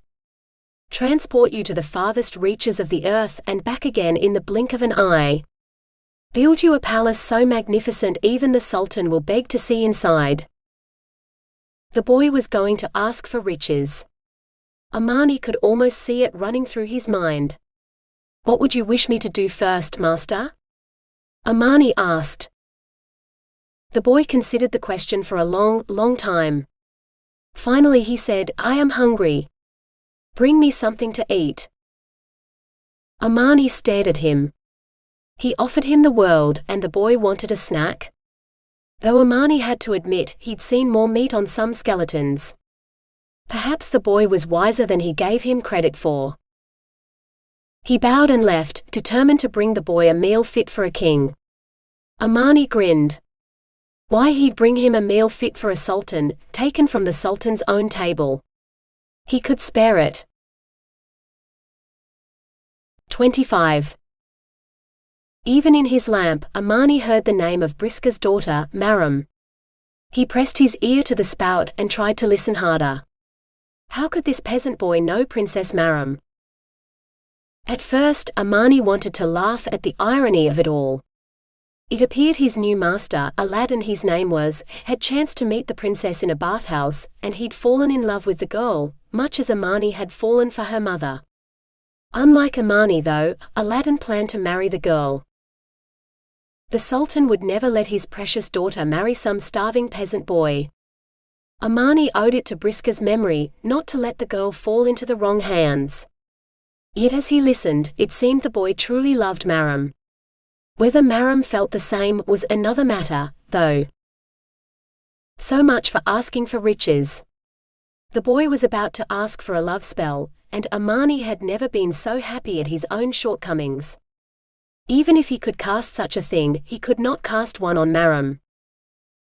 Amani emerged from the lamp, preempting the summons from Aladdin. He took a deep breath, ready to refuse the boy's command so firmly he never asked again. Aladdin met Amani's gaze squarely and asked for a palace. Amani suppressed a snort. If it wasn't love spells, it was riches always. But as Aladdin detailed what were quite modest requirements as far as palaces go, it dawned on Amani that he wanted the palace for Maram and Maram alone, for Maram was marrying someone else. Amani stared at Aladdin in wonder. How could he be so calm, knowing the woman he adored would be another man's wife? What kind of man wasn't willing to fight for the woman he loved? Amani hadn't stood by idly. No, he'd fought for her love and won it and landed himself in his current predicament. Perhaps there were better ways to go about winning a woman's heart and her hand. For Maram was not married yet. And Amani owed it to Briska to see her daughter happy in marriage, as Briska herself had never been. Amani bowed low before departing. He would build Maram a palace better than anything the Sultan had ever seen, and he would do everything in his power to find out where the girl's desires lay, and see that she had the husband her heart wished for.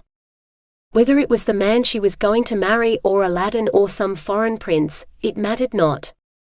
He would grant the girl this one wish for her late mother's sake. For she did not deserve her mother's unhappy fate.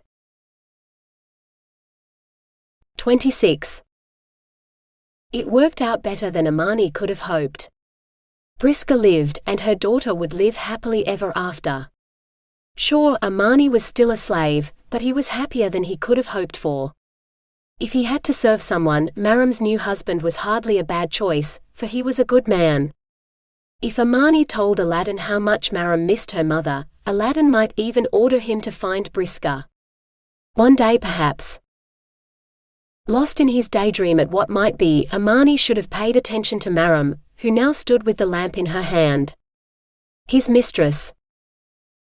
Maram's eyes glowed, just like her mother's had when she attempted magic. But the power flowing through Maram was far more than Briska had ever commanded.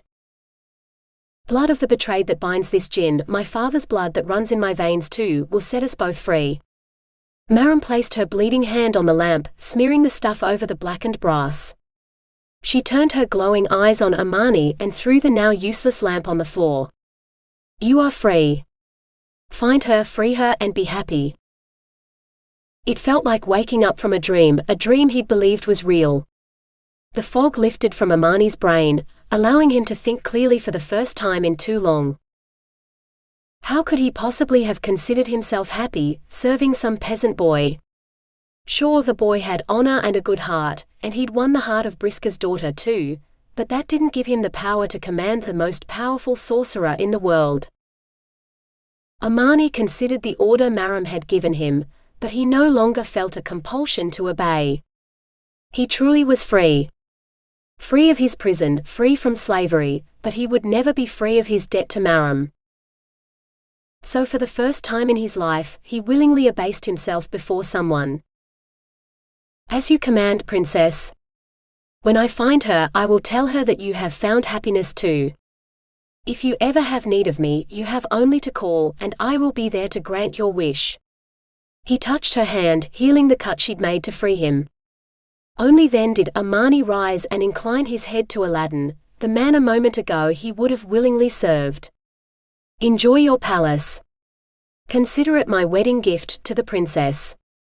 But if you ever hurt her, know you will incur the enmity of the most powerful enchanter in the world. A man with no master. Not anymore. He bit his finger until it bled, then traced a circle in the air.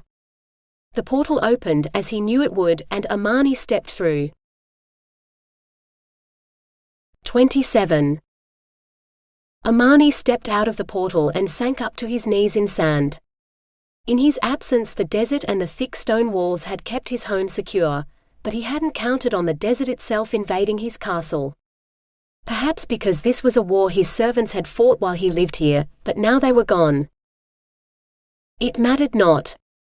When he returned here with Briska to make the desert castle her home, she would help him choose suitable servants. In the meantime, Amani closed his eyes, summoning a magical sandstorm to blast his palace clean. He surveyed the tiles, laid at the command of one of his royal ancestors. The same one who had ordered the mosaics and frescoes on every wall and domed ceiling, from which he'd taken his inspiration for Maram's palace.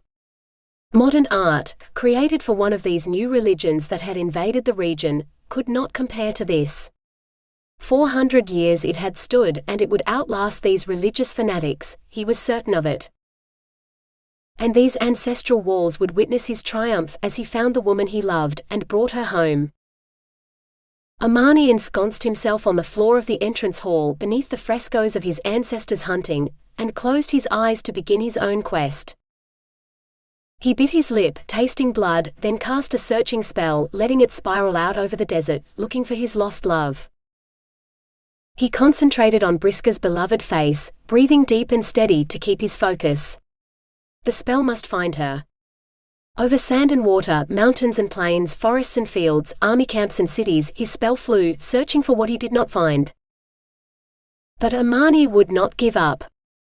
She lived. Maram would not lie to him about something so important.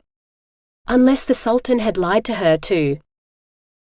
Fury built as Amani's spell swept around the globe, finding nothing but emptiness. Amani opened his eyes. Nothing could hide her from one of his search spells.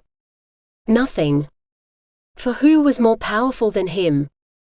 Only death could outmatch him. If death had taken Briska, then the world was no longer a place he wished to live in, either. But first he would exact his revenge on the man who had driven his beloved to her death. Amani leapt to his feet, slashed open a portal, and strode through. 28. Amani almost skidded on the tiles, he moved so fast, but he merely slowed to regain his balance before marching on. "Where is she?" he demanded. The Sultan had aged 20 years and swelled as round as the world he wanted to rule, but somewhere in there was the bastard Briska had married before he enslaved them both. So much for the virile young leader, hungry for power and wealth, who had thrown Amani's lamp into a well. Now he'd eaten so many perfumed jellies he'd turned into one. "Where is Briska?" Amani repeated, louder this time, as the quivering wreck of a man cringed away. "I don't know," the Sultan shouted back, his eyes bulging. He opened his mouth again, undoubtedly to shout for his guards. Amani grinned. A wave of his hand slammed the doors shut, shrouding them in a bubble from which no sound could escape. "No one can hear us, and I will not leave until you tell me what you've done with her." The Sultan's mouth opened and closed, like a dying fish. Amani had a brilliant idea. "If you don't tell me where she is right now, I shall turn you into a fish, and I will sit here and watch you suffocate to death, drowning in air like you tried to drown me in that well." Amani seated himself on a bench and folded his arms. The Sultan blinked, his fear fading. "Amani." Amani inclined his head. "The very same. You haven't changed a bit. You look just as you did the day you betrayed me." The Sultan jumped to his feet. "And as your master, I command you to open the doors and get out of my sight." Amani grinned. "Ah, but didn't you hear? I am not a jinn anymore. I have no master, for I am free, and my powers are greater than they have ever been. And it is you who betrayed her, for I know she begged you for a divorce so that she might marry me. You loved her money too much to release her, and look at all it has bought you." He waved his hands at the palace walls, which he was happy to see were still inferior to Maram's mosaics. "My wise rule and my trade agreements have won me this wealth. Not some wife's paltry dowry," the Sultan snapped. "You mean trade agreements won by the lovely Princess Maram, don't you? You whored Briska's daughter out to foreign princes while you sat here like a fat spider in his web, waiting for her to bring rich prizes to you." "How dare you insult my daughter?" the Sultan roared. Amani flashed a mirthless smile. "I know the lovely princess well. You would have given her to that piece of carrion, Hassan. If not for me, she would not have lived long enough to marry her beloved Aladdin. I know everything she has endured, and you will pay for that too. But first, you will tell me where you have hidden her mother, or I will make Hassan's fate seem like a paradise filled with houris." The Sultan paled. "I do not know." "Tell me." "I do not know," the Sultan shouted. "Much like you, I could not bear to look upon her. The enchantress who bound her took Briska into her service." "Where?" "Somewhere far to the north where it is cold and snow falls from the skies, or so she said. But that was years ago. She could be anywhere now." "An enchantress powerful enough to hide Briska from him? Not possible." "Who is this enchantress?" Amani demanded. "Mistress Queen, the courtesan." Amani burst out laughing. "The contortionist, you mean? Your left testicle has more magic than Mistress Queen. Why, every man at court has had her, one way or another. Tell me the truth, old man, or I'll set your hairy balls on fire."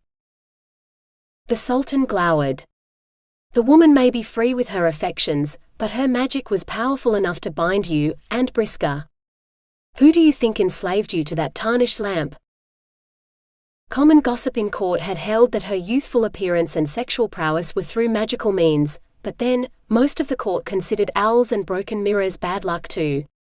They were a superstitious lot. If this is true, then she may have more to answer for than you do. Including how a lowly courtesan had managed to hide her powers from him, Amani thought but didn't say. "Tell me where she is and I will let you live." "I don't know that either. She left my court some time ago. Maram may know, for she trained with her, but I do not." The Sultan threw his arms up to shield himself. "Don't hurt me. I am telling you everything I know." Which wasn't much, but it was something at least. Amani narrowed his eyes. Divorce her and I will let you live. I already have. Before she was bound as a jinn. Because it is not fitting for a sultan to be married to a slave. The sultan sniffed. And what of her dowry? Amani asked. Slaves cannot own property. I have it still. And he'd profited mightily from it, Amani didn't doubt. He lifted his chin. See that you have it ready for her when I return. For I shall free her, and when I do, she will return to claim what is hers. Down to the smallest copper coin. He'd endured 2 decades of slavery because this man refused to divorce a wife who did not love him. A little payback was called for. And if you think to withhold any of it, I will make sure you die an agonizing death. After I tell Princess Maram's husband everything about her past. Not that there was much Aladdin did not know, but the Sultan wouldn't know that. He still believed Aladdin was a prince after all. The Sultan paled. None of this is Maram's fault. Leave her out of it. Amani grinned. That's up to you, old man. He cast a portal and departed. 29. When he'd finished an evening meal lifted from the Sultan's kitchens on his way out of the palace, Amani sat in his own hall and attempted another search spell. He sent the spell north, questing wherever he found snow, not for the courtesan but for Briska. But no matter how hard he looked, still he could not find her. So he turned his attention to the courtesan, Mistress Queen. A woman who'd managed to hide her magic from him, keep him from finding Briska, and the biggest insult of all, she'd bound him to that brass lamp. He paced the length of his hall and back again, sensing the spell seeking through the northern snow for the courtesan. It should not take so long. Why, he'd never taken more than a moment to find anyone, no matter where in the world they were. To take so long to fail twice. Why, it was unheard of. Had his enslavement dulled his powers, perhaps? Amani broke off the search and stormed outside. From the courtyard, he could see the dry riverbed from which his castle drew its water in the wintertime. Winter was a while off yet, but there were autumn storms brewing in the Middle Sea that would suit his purposes perfectly. Finding a storm was harder than finding a person. If he could not even fill the water tanks at home, then his time tied to the lamp truly had weakened him. His magic slowed as it hit a patch of moist air, closer than he'd expected. Amani took a deep breath. Now all he had to do was summon a strong enough breeze to blow it over to that low-pressure system, and keep them together long enough for the storm to make landfall here instead of one of the countries further north. Holding the storm system together took most of his focus, and what he had left he pushed into steering the behemoth to where he wanted it. For hours he battled the beast, or perhaps it was only moments, Amani did not know. But as the storm hit the wall of heat rising from the desert sands, Amani knew he had succeeded. He eased back from the roiling mass of clouds, content to watch nature take its course as the clouds dropped their deluge before fleeing over the mountains in defeat.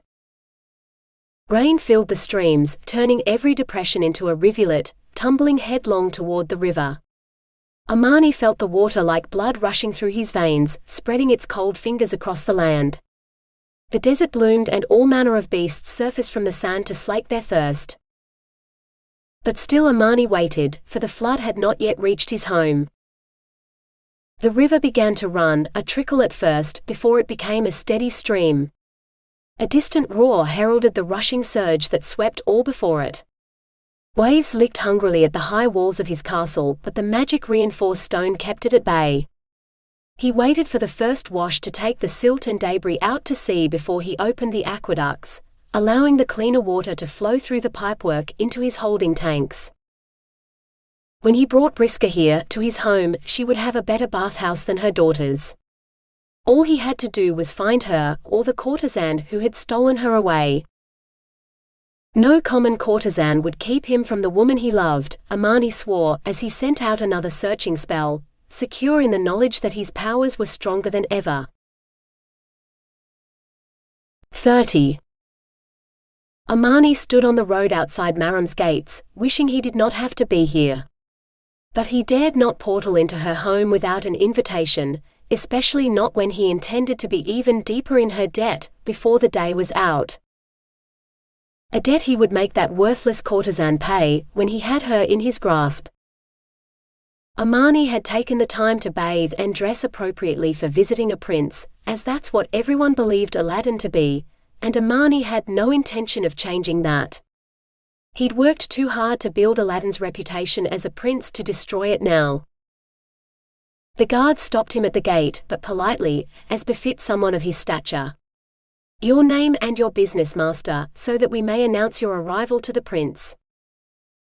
"I am the sorcerer, Lord Amani, and I wish to congratulate the prince and his new bride on their nuptials," Amani said smoothly. Now she was married, he could not visit Maram without her husband present. Never mind that she was an ex-courtesan and he'd lived alone with her for weeks without any impropriety, as though he'd do any such thing with Briska's daughter. One of the guards headed into the house, before returning to escort Amani inside. Maram rose to welcome him into her sitting room, where he'd spent many pleasant hours conversing with her while they were trapped on the savannah, but Aladdin stood by the wall, looking as awkward as ever in such fine surroundings. A good man and a merchant's son, but no prince. And yet, of all the masters Amani had been forced to serve, Aladdin was the only one he was willing to share a cup of wine with, without poisoning the contents. Aladdin ducked his head in a brief bow. "It is lovely to see you again so soon, Lord Amani. Forgive me, but I am on my way to see my mother, who I hope to persuade to take up residence here at Maram's request. I'm sure my wife will entertain you in my absence." He moved to depart. "You're leaving us alone?" Amani blurted out.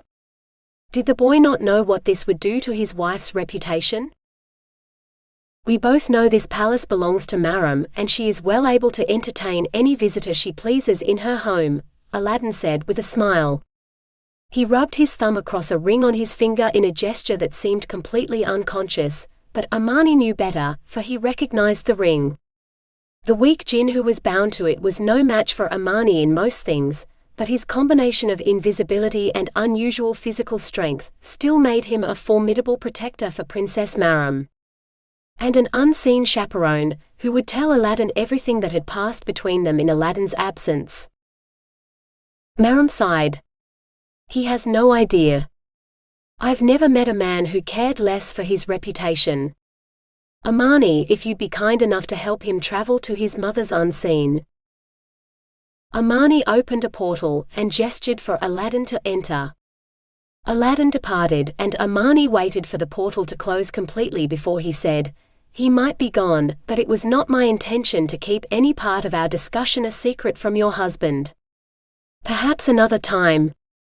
He gritted his teeth. He didn't want to come back. He needed her help now. "I keep no secrets from Aladdin, but there are some things I think he does not wish to know," Maram said softly. "Like how to free jinn, for example." She beckoned a servant forward and accepted a cloth-wrapped parcel from the girl. Maram then held it out to Amani. "I had the lamp polished. It's not gold, but I thought you might like to keep it. And inside it, you will find something that may help you in your quest. Something you will need, but that your pride will not allow you to ask for. There are other ways to free jinn, but they require several sorcerers working in cooperation, and the results can be unpredictable. This way is better."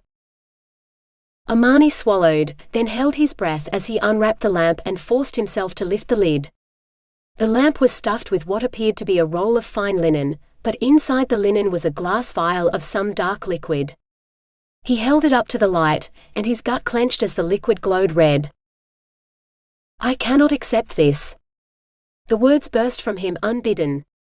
This was royal blood, the same as that which ran in her father's veins and her own. With this he could curse the Sultan's entire bloodline. "Then why did you come, if not for more of my blood to free her?"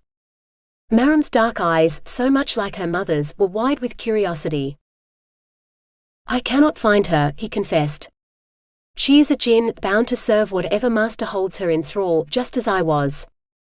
And she serves Mistress Queen, who I cannot find either." Maram drew in a sharp breath. "Queen? The courtesan?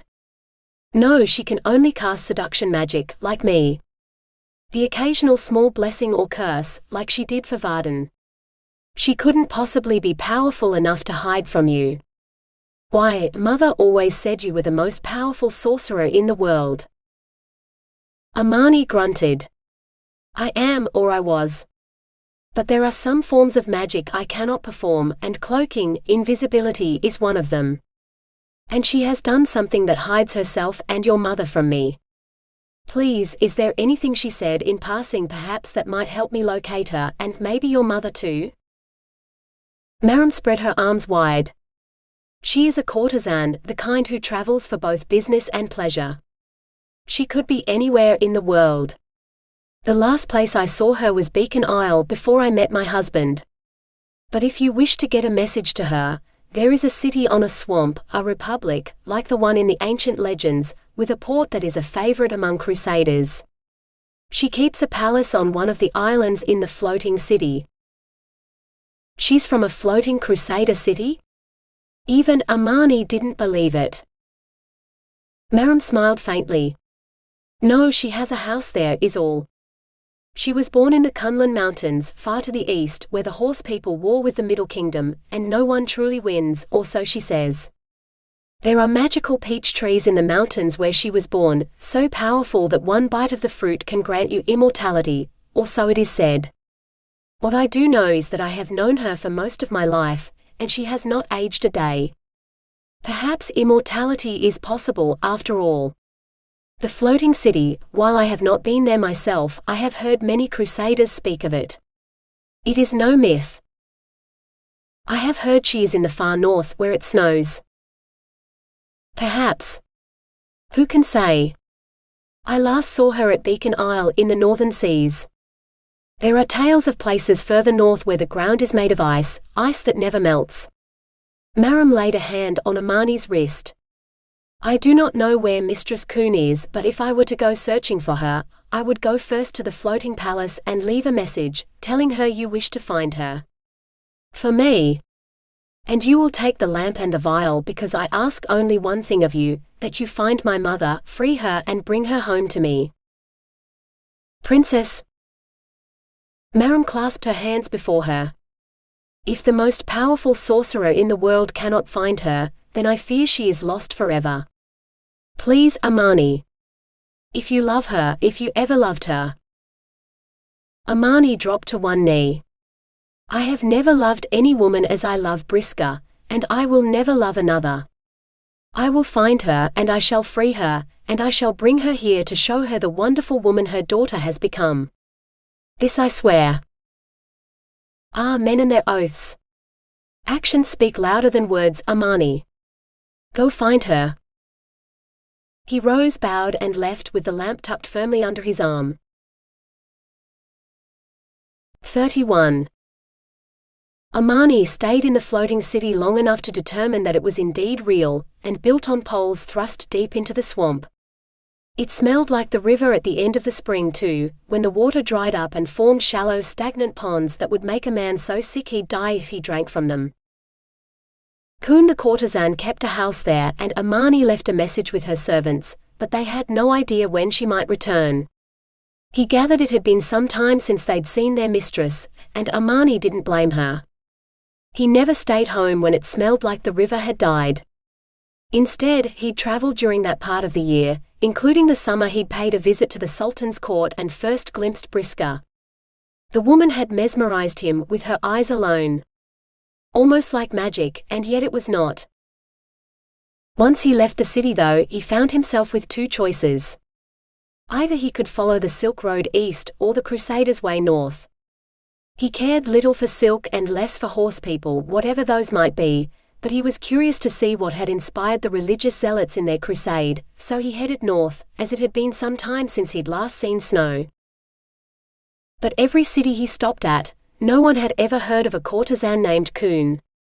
The more prosperous cities had heard of Princess Maram though, and they sang her praises. When he mentioned he was on a quest for her, doors opened as they never had before. A powerful sorcerer they looked upon with suspicion, but Princess Maram's envoy was beyond reproach. By the time he reached the ports along the Northern Sea, Amani had all but given up asking for Queen. It was as though the woman had never existed, which he knew couldn't be true. Weary beyond belief, he took a room in an inn in Casmiris that had an enormous skull mounted above a sign that proclaimed it was the Dragon's Head, for some famous dragon slayer had once slept there. And left the beast's head behind. He claimed a table near the roaring fire in the crowded taproom, for the winter in those parts was biting cold at the best of times. He refused the ale and asked for some wine, but these northern barbarians had never heard of grapes, so their wine tasted more of raw spirit than the fruit it was brewed from. Perhaps they needed the liquid warmth, with the air so cold. He sipped it slowly, letting the stuff warm all the way down to his toes before calling for another. A black-haired barmaid brought it, dumping his drink on the table before sitting across from him, unasked. Amani waved her away. I'm in no need of company tonight. Better sell your affections elsewhere. She raised her head and met his eyes as she took a deep draught from his cup. A slave cannot afford such things anyway. He laughed. Your mind must be addled. Me a slave? Take care, girl, for I am a lord with a castle back home. You are a slave because I bound you, and only I can break the bond between you and the lamp. Who do you serve? She demanded. Amani met her gaze squarely. Most times I serve myself, but right now I have the honor of doing a small favor for Princess Maram. Surprise flickered in her eyes for a moment, so quickly Amani might have imagined it, but he knew he had not. What message do you bring from Her Highness? She asked. Amani took a careful sip of his drink, wiped his mouth, then said, not so much a message as a request. She wants to see her mother. Mistress Queen smiled, for the girl could be no one else, though she looked a decade younger than Amani remembered her. And she sent you. She always was a clever girl. Because no one wants to find Briska more than you do. Did her father give her the lamp, or did she find it on her own? It does not matter, not truly. The real question is, what are you willing to offer me for the information you want? For Briska? Anything, Amani answered. 32. And that's how he'd ended up back in the desert, where this whole mess started. Well, perhaps not quite the same place, for Briska's bed was cold and empty, but now he stood at the blocked-off entrance to an underground city. A city with no people inside, and he discovered as he used magic to shift the enormous entrance stone, stale air that said no one had been there for some time. For a moment he feared that the treasure he sought would be long gone, but the glitter of gold beside the entrance caught his eye. Several statues were lined up along the wall, all life-sized. If anyone intended to steal something, these would be the first items he'd take, yet here they were, untouched. With increasing hope in his step, Amani headed into the tunnel. As he'd moved away from the city gates, the air had grown fresher, fed by the ventilation shafts in the ceiling that ran deep into the earth, but the dust on the ground had also become deeper, muffling his footsteps. A closer look revealed it was fine sand and not dust, undoubtedly carried down the air shafts by the swirling sandstorms outside. Aside from the dust, the place had been left in a surprisingly orderly state, as though the city residents intended to return, but had been prevented from doing so. Bad air hadn't driven them out, the usual culprit in underground places, and the place hadn't been sacked, so, what else could it be? He approached one of the numerous wells around the city, and peered in. He should have been greeted by the drip and rush of the underground aquifer, but all he heard was silence. Amani bit his lip, and sent his magic questing after the water. The well was dry, and so was the next, though the cavern where the water should have been was deep enough to hold more water than a city of this size could ever need. He followed the twisting cavern carved by the ancient underground river, until he found the natural stone dam that had once kept the enormous reservoir secure beneath the city. No more, the rock was cracked all the way across, and the water had followed its natural course, down to a natural depression where it leaped to the surface in a bubbling spring. A spring so new there were no trees around it yet, though a clump of tiny date palms huddled together in solidarity, proclaiming their intention of claiming this waterhole as their own. He knew the waterhole, it was Philemon's folly, which made this city Tasnim, a city guarded by the jinn who served Aladdin, a jinn who had no liking for Amani. Amani swore softly. If Queen had intended to humiliate him, she'd chosen her quest well. His lamp prison had been stored in the treasure rooms here for a time, at the command of another, younger and comelier enchantress than Queen. If Philemon had owned an enchanted object that negated all magic in its vicinity, rendering an enchanter like himself powerless, it would be in his deepest treasury, where Amani's lamp had been. For what better way to protect his other priceless treasures, than with a powerful magic object? After an hour of walking and still he hadn't reached the bottom of the tunnels, Amani waved his magical light source to a halt and summoned a water skin to quench his thirst, for there was no other drinkable water in the city. Finally, he arrived at the city's treasury, and a stone door heavier than the rest stood in his way. He used magic to shift it aside, then sent his magical ball of light inside first, as a matter of caution. If a magic nullifying artifact lay inside, he would rather lose his light source than all of his powers at once. Yet the light glowed serenely as it bobbed across the room, so Amani followed it. There was less dust on the floor here, fewer air shafts most likely, but there were gold coins strewn around, as though someone had tried to take some with them and not cared if they dropped a few. The scattered coins grew more numerous, the deeper he ventured into the treasury, until he reached a sort of altar, with an open chest before it. Whatever had once graced the altar was now gone, leaving only a circle in the dust to show it had ever existed. Amani was willing to wager that whatever had sat there was the item he wanted. Without it, Queen would never tell him where to find Briska. Then again, she hadn't known what it looked like, just what effect it had. Amani took a moment to contemplate his options. Perhaps he could provide the courtesan with a magic dampening device after all. 33. Right. This time, he thought he had it. Amani set the lamp down in the sand, then backed up against the outer wall, as far as he could get away from it while still in his castle compound.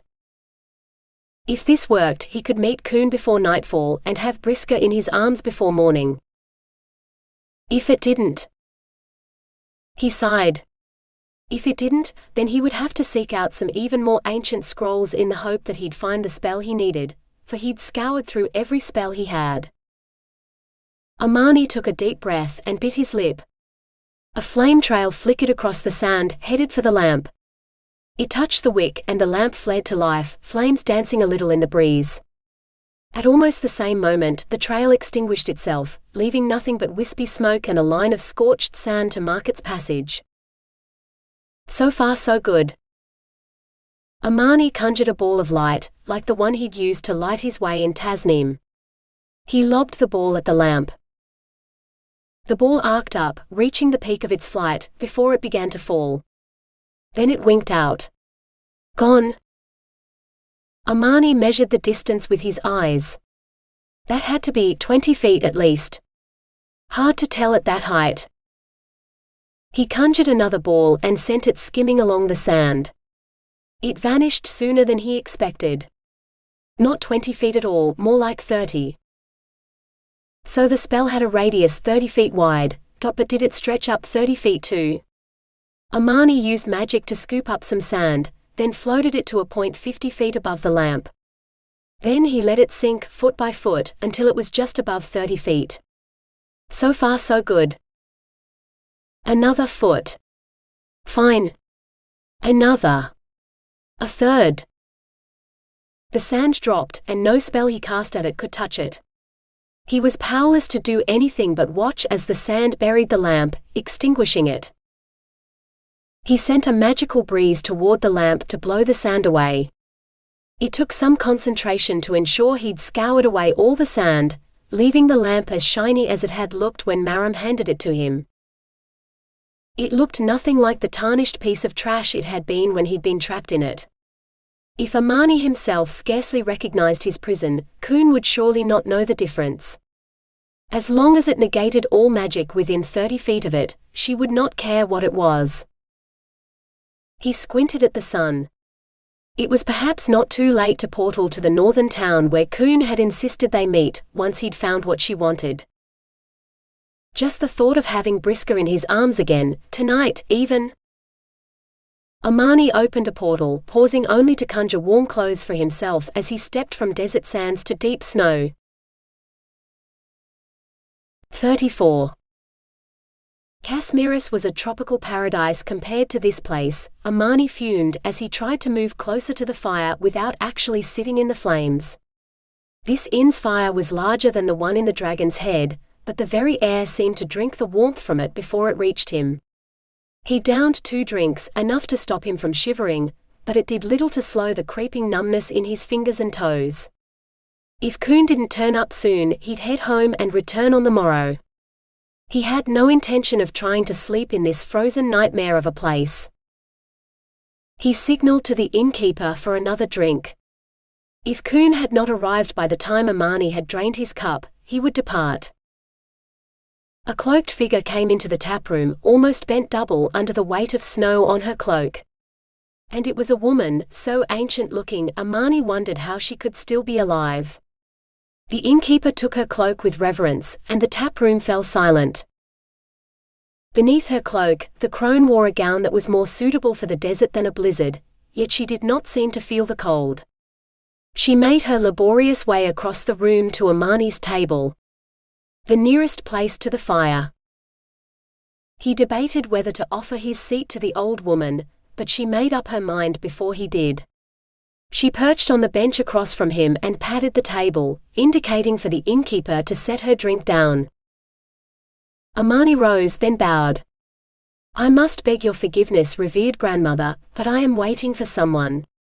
I will move to another table." "And what makes you think I'll let you?" The crone lifted her head, and Amani found himself staring into Queen's unwrinkled eyes. She pressed a finger to her lips. "I hope you brought what I asked for.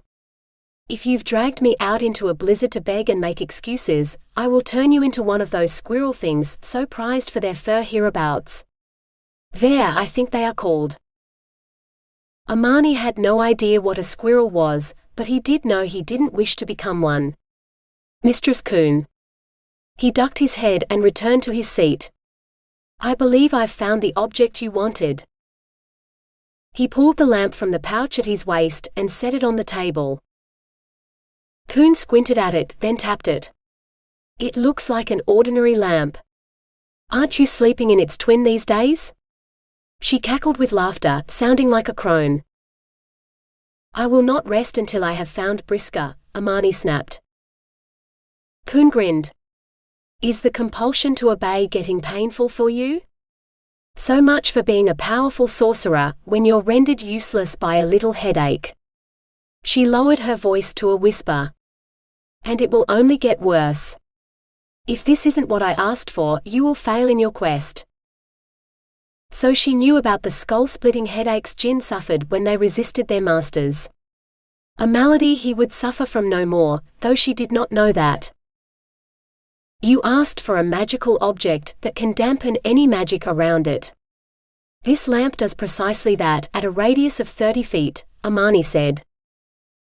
Queen snorted. "Do I look like a fool to you? If this was anything more than a common lamp, you would see me as I truly am. None of this white hair."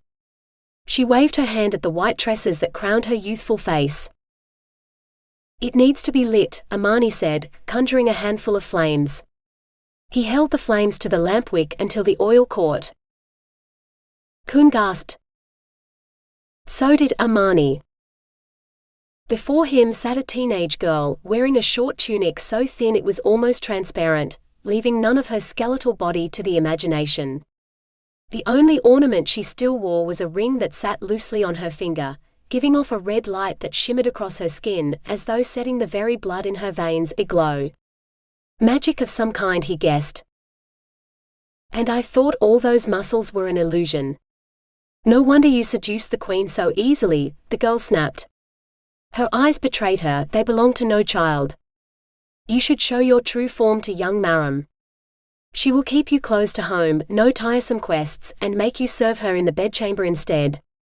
She is a gifted courtesan, as capable of giving pleasure as she is at receiving it. You will come to enjoy it, I am sure. The very thought of lying with Maram, Briska's daughter no less, disgusted Amani, and he made no attempt to hide it. Enough, he said. You have what you asked for. Now tell me where she is. Queen wagged an admonishing finger at him. Oh no. You have not told me how to control this thing yet. When the lamp is lit, the spell is active. When you extinguish the flame. Amani dipped his fingers in his drink, then used the dripping digits to pinch the wick out. When the light is out, magic may be used again. He waved his hand and his torso was once again covered by a thick fur vest. In the blink of an eye, Queen had changed too. The poor peasant girl was gone, replaced by the curvy courtesan he'd once bedded. She pursed her lips as if to beg for a kiss. You must think me a fool, Amani. This is not the treasure I asked for, but a poor imitation you have conjured to trick me. Does the disgraced queen mean so little to you, that you won't even go on a simple quest to save her? I would do anything for her. Amani protested. A wide predatory smile showed too much of Queen's perfect teeth. Pledge yourself to me. Become my bed slave, and when I decide you have atoned for trying to trick me, perhaps I will tell you where to find the woman. If you still want her once you have had me. She fluttered her eyelashes. Once, long ago, the slight movement had fanned his desire into a raging blaze. Now, he could only see the starving child who'd been seated across from him only moments before. No. You have what you asked for, I swear it. Now tell me where she is. Amani roared, rising to his feet. People were staring, but Queen paid them no heed. She was a crone once more, even more frail-looking than before. She raised her hand to wave, the ring on her finger seeming to glow red in the firelight. Farewell, sorcerer, and good luck finding your Snow Queen without my help. When you are ready to offer me what I want, then I will help you. She marched across the room, pausing only to pull on her cloak, before sweeping out of the door into the whirling snow. Amani swore, then called for another drink. He'd need it if he intended to go outside into the snow to cast a portal home. At least he still had. He stared at the table, but the lamp was gone. The bitch had distracted him somehow and stolen it, taking with her his only chance of finding Briska. The innkeeper brought his drink. Amani drained it, then ordered another. He may as well drink himself senseless, for he was the biggest fool the world had ever seen. And poor Briska would pay the price for his stupidity, once again. He deserved to lose her. 35. How fares Zuleika and her prince? Briska blinked. Queen's face filled the mirror, and she'd asked a question. Haltingly, Briska begged her to repeat it. When she had, Briska answered, as well as to be expected. She is warming to him, and I think it will only be a matter of time before they give in to their mutual attraction. Good, good. You have done well. I have a reward for you. This was unusual. Thank you. Briska ventured. Queen continued, you asked for my protection from magic while you are here in your citadel. At great personal cost, I have procured such a spell for you. Here. She held out a brass lamp, and Briska hurried to take it from her. It wasn't until Briska's fingers touched the glass that she realized how silly she'd been. Spells pass through the mirror, but a solid object could not, surely. Yet her hands closed around metal, and she now held the lamp in her hands, while Queen's were empty. Once lit, the lamp will extinguish all magic around it. But when the lamp goes out, your protection goes with it, and you must light it again. Queen peered into the mirror. If your place is within 10 yards of the entrance to your palace, no one will be able to bring magic inside or cast a spell anywhere near you. But only when it is lit, Briska corrected. Right now it does nothing. She stared back at Queen. I'd best keep it away from the mirror then, for if the lamp removes magic, it will surely turn this back into an ordinary mirror. Queen laughed. I doubt it. The magic enchanting that mirror is more powerful than any living spellcaster could produce. The little lamp will not harm the mirror or its magic. But the mirror is more than 10 yards from your gates, so if you place the lamp at the entrance, you will have nothing to worry about. Yes, mistress. The words that came out of Briska's mouth were the last thing she wanted to say. She had plenty to worry about, not least of which was this new strange artifact that Queen was only giving her now.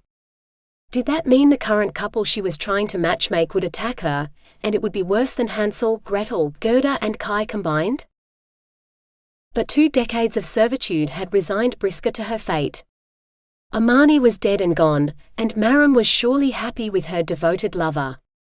Briska's ex-husband surely had plenty of other wives and concubines and perhaps even a new queen to keep him amused. Anyone who knew her had surely forgotten her by now. Except Queen, who never failed to bring another assignment, a new couple to match. Briska had given up any hope of freedom, for the more successful she was, the more couples Queen gave her. Nevertheless, she thanked Queen again before the woman disappeared from the mirror, and Briska returned to the delicate task of transforming a warming friendship into something more. If only the girl would forget the incident with the man's brother. 36. Another. Amani slurred, waving his hand aimlessly. He couldn't recall how many of these potent jugs of wine he'd drunk, but as long as he could still think, he would drink. For wine was harder and harder to get in his homeland, with that new religion that said you shouldn't drink the stuff. How much more do you think you'll need, friend? The innkeeper asked. He spread his arms. The tap room is closed, and everyone else has gone to bed. I will go soon too, and I would advise you to do the same. There is only one bed I want, and it belongs to the queen in her snowy citadel, Amani announced. But I will never find her, so I must drink to forget. More wine. The innkeeper sighed. Her bed is cold as ice, my friend, and best forgotten. He set a second cup on the table, then filled first Amani's and then its companion. He lifted his cup in a toast. To forgetting. Amani raised his cup in salute, then downed the contents, ready to bring oblivion. 37. Briska didn't take her eyes off the pair. She'd matched enough couples to know this was the crucial night. She was no seer, so she didn't know the precise moment, but they were both humming with so much potential for love. Something important would happen tonight, and she would ensure it was the right something. She watched them eat without even a twinge of hunger, unable to remember how long it had been since she'd last eaten. Years maybe. He asked the girl to dance, then stood up with her, to Briska's surprise. Oh, commoners sometimes danced with the opposite sex, but nobility like this pair were not unlike her people. The ladies danced together, and the men just watched. It surprised Zuleika too, but it made her smile, so that was all right. And it gave the pair an excuse to link hands, which certainly helped. The room raged with lust. The townspeople might be invisible to anyone else, but Briska saw them clearly. The musicians caught the mood and changed the tune, so that the dancers broke from their long chain into pairs. Varden's spirit soared as he took the enchantress in his arms. He needed no help from Briska at all, for his feelings for Zuleika had proceeded far beyond lust. But nothing more could happen in this crowded room. Varden was the ruler of these people, and while he was certain of his own feelings, he was unsure of hers. A ruler would not want to lose face before his people. Briska blinked. No, it wasn't about losing face at all. He cared what his people thought about her if she rejected him. How strange. A ruler loved by his people. So the push must come from Zuleika, not Varden. Zuleika's tongue darted out, moistening her lips, and it gave Briska an idea. She concentrated, intensifying the girl's thirst, just as one of the servants brought a tray of drinks into the hall. There. She had the pair close to the door, and if they chatted for long enough, one of them would, yes. Varden took her hand and led her out. Briska leaned forward so her nose almost touched the glass as she watched them go to a library. A peculiar place for a tryst, but there was no accounting for some people's taste. Sure enough, this pair were soon distracted by a hand mirror, their lust fading fast. Not if Briska had any say in the matter, she resolved grimly, hitting them both with a seduction spell. Resist that, I dare you, she muttered. She gave them 10 seconds, but it only took them 6 before they kissed. Briska knew her job well. She allowed herself a silent victory cheer. A scream pierced the silence, so loud it shook an icicle free from the ceiling to crash into the floor behind Briska. Briska cursed. What had she done this time? Had Zuleika heard her? Seen her? Somehow known Briska was there? All color drained from Briska's face. If she knew this was Briska's second mistake, if she could pin the blame for Thorn on her. Briska watched with mounting dread as she saw Zuleika flee from the other brother, knowing her flight would end in her casting a portal to take her far away. Far from Beacon Isle, but to where? Here. Where Briska was no match for the powerful young enchantress. Briska fell to her knees. She was doomed. The enchantress would destroy her, and rightly so. Briska's eyes fell on the lamp. Kuhn's mysterious gift. She could scarcely conjure a spark anymore, so it took some time with the tinderbox before a trembling flame sat atop the lamp wick. Briska breathed a sigh of relief. She was safe, for no magic could touch her here, and the girl's portal would never reach this eyrie. 38. Sleeping on tables is not a wise thing to do. What was Kai thinking? My fool of a husband should have offered you a bed, a woman grumbled, far too loud for Amani's liking. He lifted his head from his distinctly uncomfortable pillow, glad for the dimness of the tap room. I was not sleeping. I was merely resting my pounding head for a moment, Amani announced. He reached into his pocket, plucked out a coin and tossed it on the table. For some quiet while I rested a little more. She laughed. You'll get no quiet here. Last night's blizzard has blown itself out, and as soon as the old men of the village have nagged their sons into shoveling a path, they will be gossiping about whatever war they fought in that everyone else has forgotten. It was so long ago. I need to find the Queen. In her icy castle. And her icy bed. So much for forgetting. He hadn't drunk enough after all. No. What I need is more wine. What you need is breakfast and some water, for you are not right in the head. The Snow Queen has been dead these 15 years and more. Amani shook his head. No, that can't be possible. She lives, I am certain of it. Maram wouldn't have lied. Not to him. Jin couldn't die. The innkeeper's wife folded her arms across her chest. I stabbed the bitch myself. She kidnapped Kai and nearly killed him. Briska? Kidnap some innkeeper? Why? But Amani knew the answer. He'd been a slave himself, forced to obey every stupid order he was given. She'd done it because someone had ordered her to.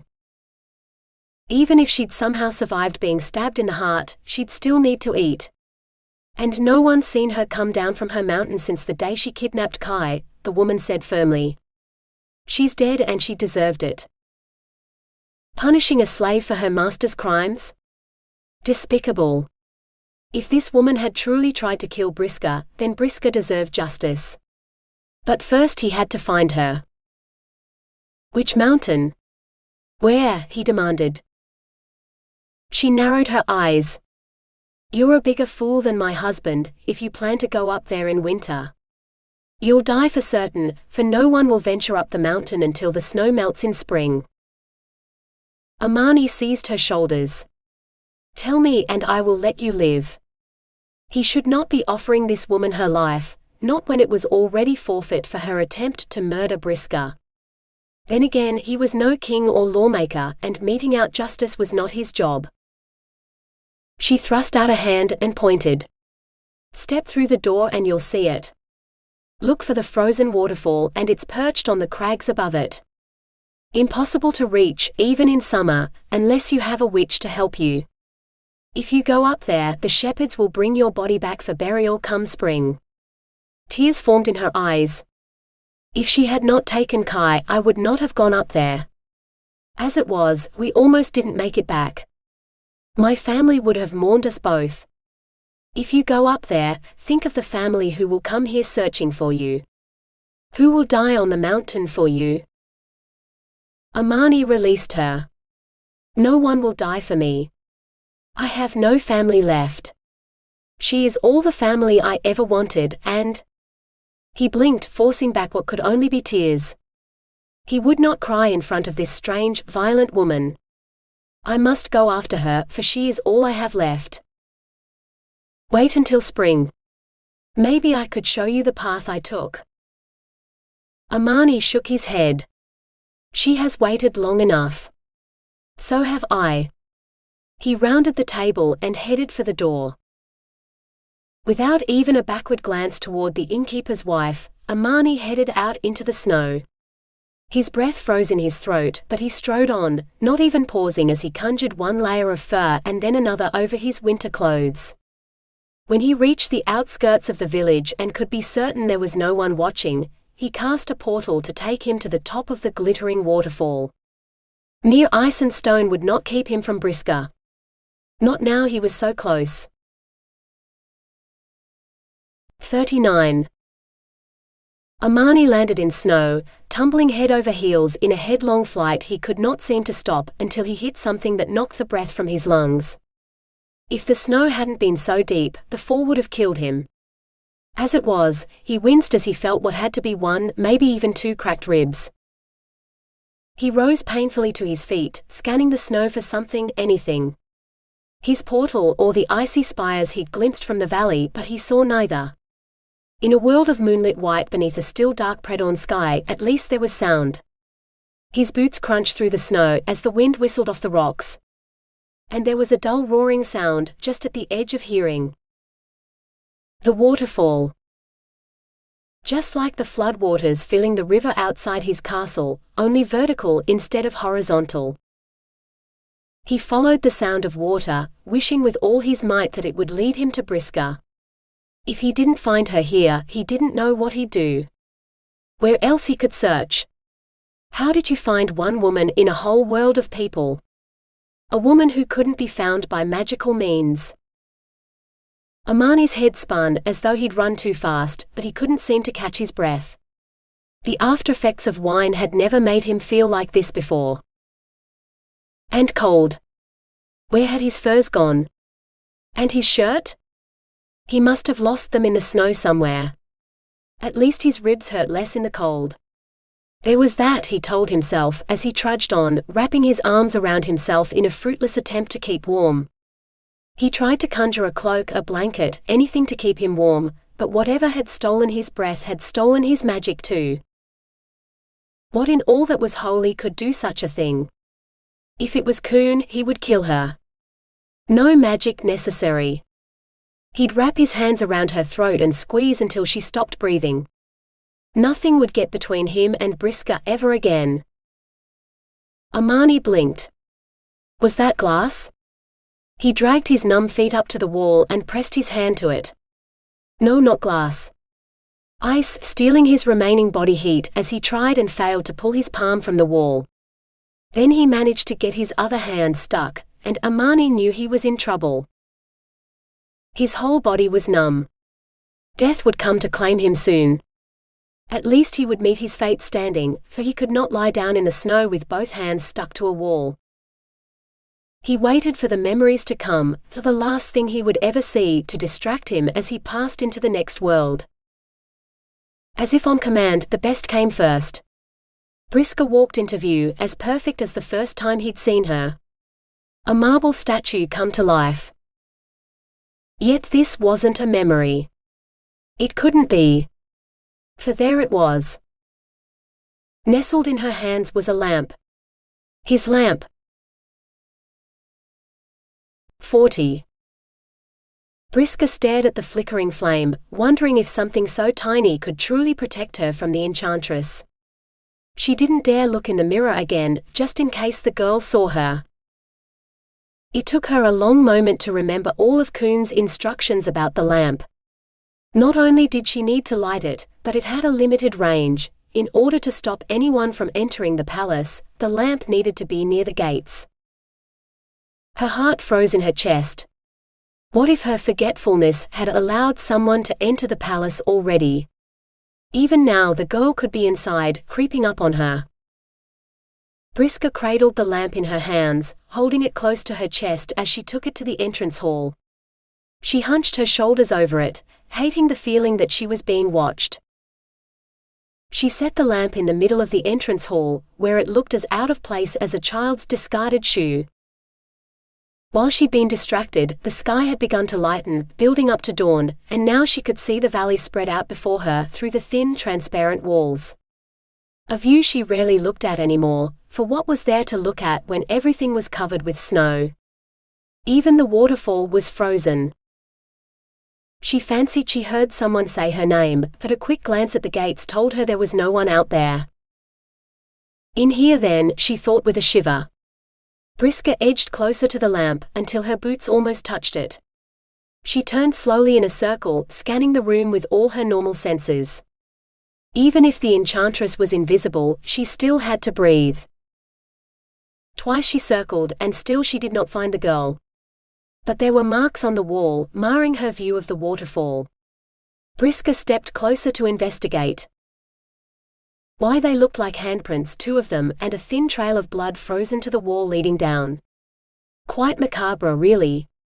If the girl thought to frighten her. Briska held her hand up to the print. No woman had made these. A large man maybe, or a bear might have. But white bears did not climb so high, away from the sea and their source of sustenance. Whoever had left them wouldn't have survived long up here. But she would have to go outside and clean them off, or stare at them every time she looked to the waterfall. She opened the gates and stepped out, careful to keep to the path that now lay buried under a layer of ice and snow. One wrong step would bury her for good, or at least until Kuhn came looking for her. Snow had piled up beneath the handprints, perfectly placed for her to stand on so she could reach the marks. Ugh, the blood was worse than she'd thought, smeared down the wall in two wide pink streaks. Briska set one boot on the drift, testing her footing before putting all her weight on it. The drift groaned, not unlike a bear. Briska backed away, darting a glance behind her to make sure the gate wasn't too far away. Once she rounded the corner of the palace, she'd run. Before the bear could rise. It groaned again and flung out a paw. No, not a paw. A bloody hand, tinted blue. It was a man in the snowdrift, and if she didn't do something, he'd be a dead man. Taking a deep breath, Briska forced herself back the way she'd come. She thrust her gloved hands into the snow and grasped the man's shoulder. Brushing away the snow, she found his head and used all her strength to roll him over so she could see his face. If it was Varden, she'd have no choice but to save him. But if it was that fool boy from the village, back again. With a mighty heave and a groan of her own, Briska managed to turn the man face up. His eyes drifted open and the dreamiest smile lit his face. "My queen," he croaked. "Finally, I have found you." Briska's heart stopped. She couldn't even draw breath. It couldn't be. He couldn't be. The Sultan had executed him more than 20 years ago, and she'd looked for him in the mirror every day since. Yet he didn't appear to have aged a day since she last saw him. Amani! But his eyes had closed again and his face was turning as blue as his fingers. She had to get him inside and warm. She hadn't found him after all this time just to lose him again to a bit of snow. Briska hooked her arms under his armpits and began to haul him home. 41. Briska managed to get Amani onto the bed once occupied by that young fool Kai, but she had no idea how to help him. She needed to warm him or send him into an enchanted sleep like Kai until she could heal him, but her magic refused to cooperate. No matter what spell she tried, she couldn't conjure so much as a spark. She would have to do things the mundane way, she guessed. Briska bundled up every blanket and item of clothing she had and tucked them around Amani, hoping to preserve what body warmth he still had. Next, she headed outside to find the woodpile, buried under the snow.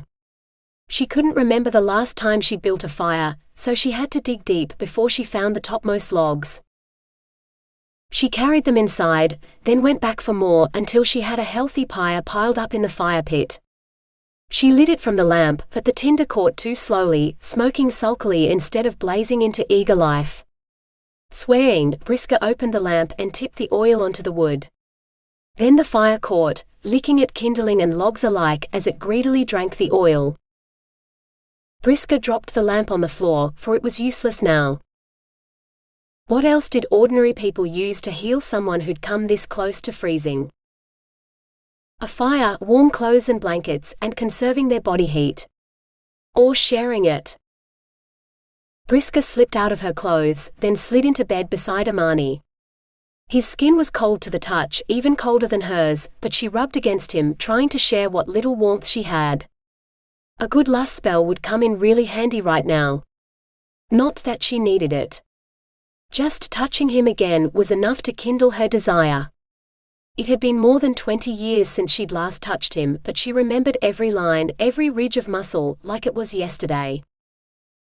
She covered his face with kisses, then bit her lip to cast a lust spell.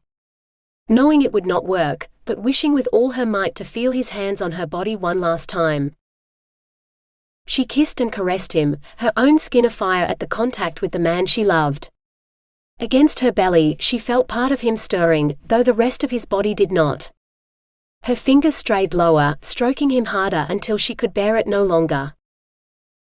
She climbed atop him, easing the length of him inside her until she could hold no more. Then she began to rock her hips against him, just as she used to do when they were lovers. Once he would stare up at her in wonder, his hands moving to cup her breasts, his lips murmuring endearments before he kissed her, moving within her in a blissful harmony that would bring them the most glorious release. But now, Briska blinked away tears, wishing for what could never be again. Behind her, unnoticed, the lamp's light went out. 42.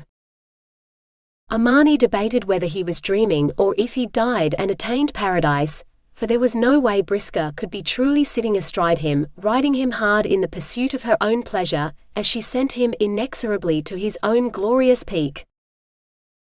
He reached up to cup those glorious breasts, bouncing as she rocked. But there was blood on his hands, and the dimly remembered pain of tearing his palms free of the ice. But blood could cast magic. He sent a powerful healing spell through his body, gritting his teeth against the pain as his ribs knitted together and his hands became whole once more. Only then did he place reverent hands on Briska's hips, wanting to touch her to see if she was real. Her eyes flew open. Amani! He managed to smile. You mistook me for some other lover? My queen, you wound me. I have no other lover. Never. Not in all this time. He rose up, so that he might kiss her lips while still driving deep inside her. Bliss, the like of which he never thought he'd feel again.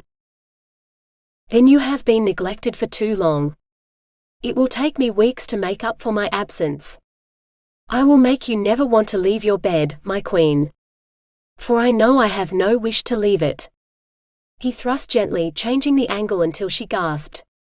He fixed his gaze on her face as he pushed her to heights of pleasure no one else could reach, and was rewarded by the sound of her screaming his name. At last! His pleasure could wait. For Briska was and forever would be his queen, and nothing mattered more than bringing a smile to her face, a sigh to her lips, and an enormous shuddering orgasm that engulfed her completely. 43. Briska cried out again, her voice hoarse for the first time in too long. And still Amani played her body until it sang, just for him. She'd lost count of the number of times he'd carried her to that lofty peak of pleasure that made her scream, for once he'd reached it, he started again, just as lovingly as the first time. "Stop fucking that man!" Queen's icy tone cut through Briska's pleasure, freezing her in place. "Now pick up that lamp and hold it in your hands.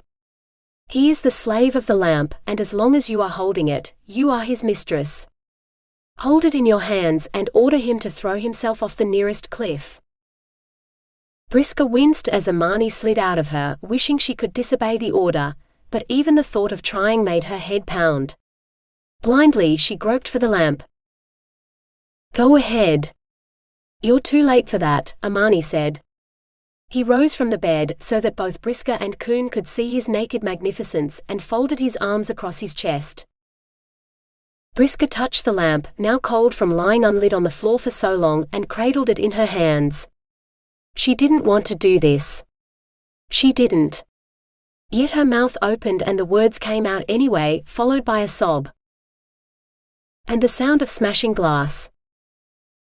Blood trickled down the surface of the mirror, tinting Queen's horrified face red. "Blood of the betrayed that binds this djinn, set her free," Amani commanded. All of a sudden a weight lifted off Briska, as though she'd been carrying a heavy load that had almost crushed her. The fog in her head, fog she'd scarcely noticed until now, cleared, and she became aware of just how cold she was, standing naked in a palace made of ice. "No!" Queen screamed. "Yes," Amani replied. He flicked his fingers at her. "Now you will leave us alone, for if I ever see you again, you will not live to see the next day." Amid a storm of cursing, Queen vanished from the mirror. "Did you kill the Sultan?" Briska asked, wrapping her arms around herself to try and stay warm. But the very thought of Amani, the man she loved, killing anyone, chilled her heart. "No, of course not. That blood came from Maram." "You killed my daughter?" Briska shrieked. She sank her teeth into her lip, determined to curse Amani into oblivion for hurting Maram, but nothing happened.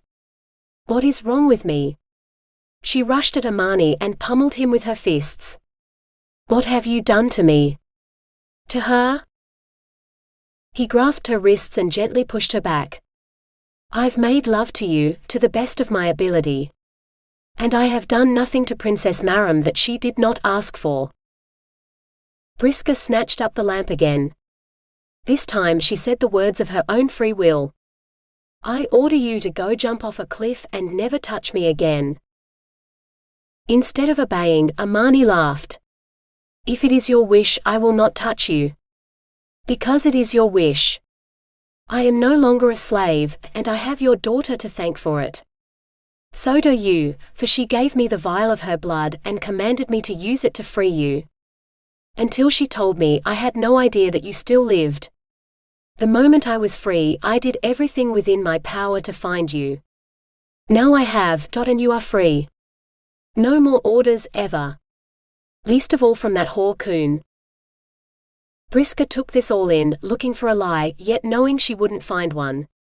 His words explained everything, and they even made sense. All except one thing. "But why isn't my magic working?" His brow furrowed. "I do not know. If you permit me to touch you, perhaps I can find out." Briska stepped into the circle of his outstretched arms, and breathed a sigh of relief as his warmth engulfed her.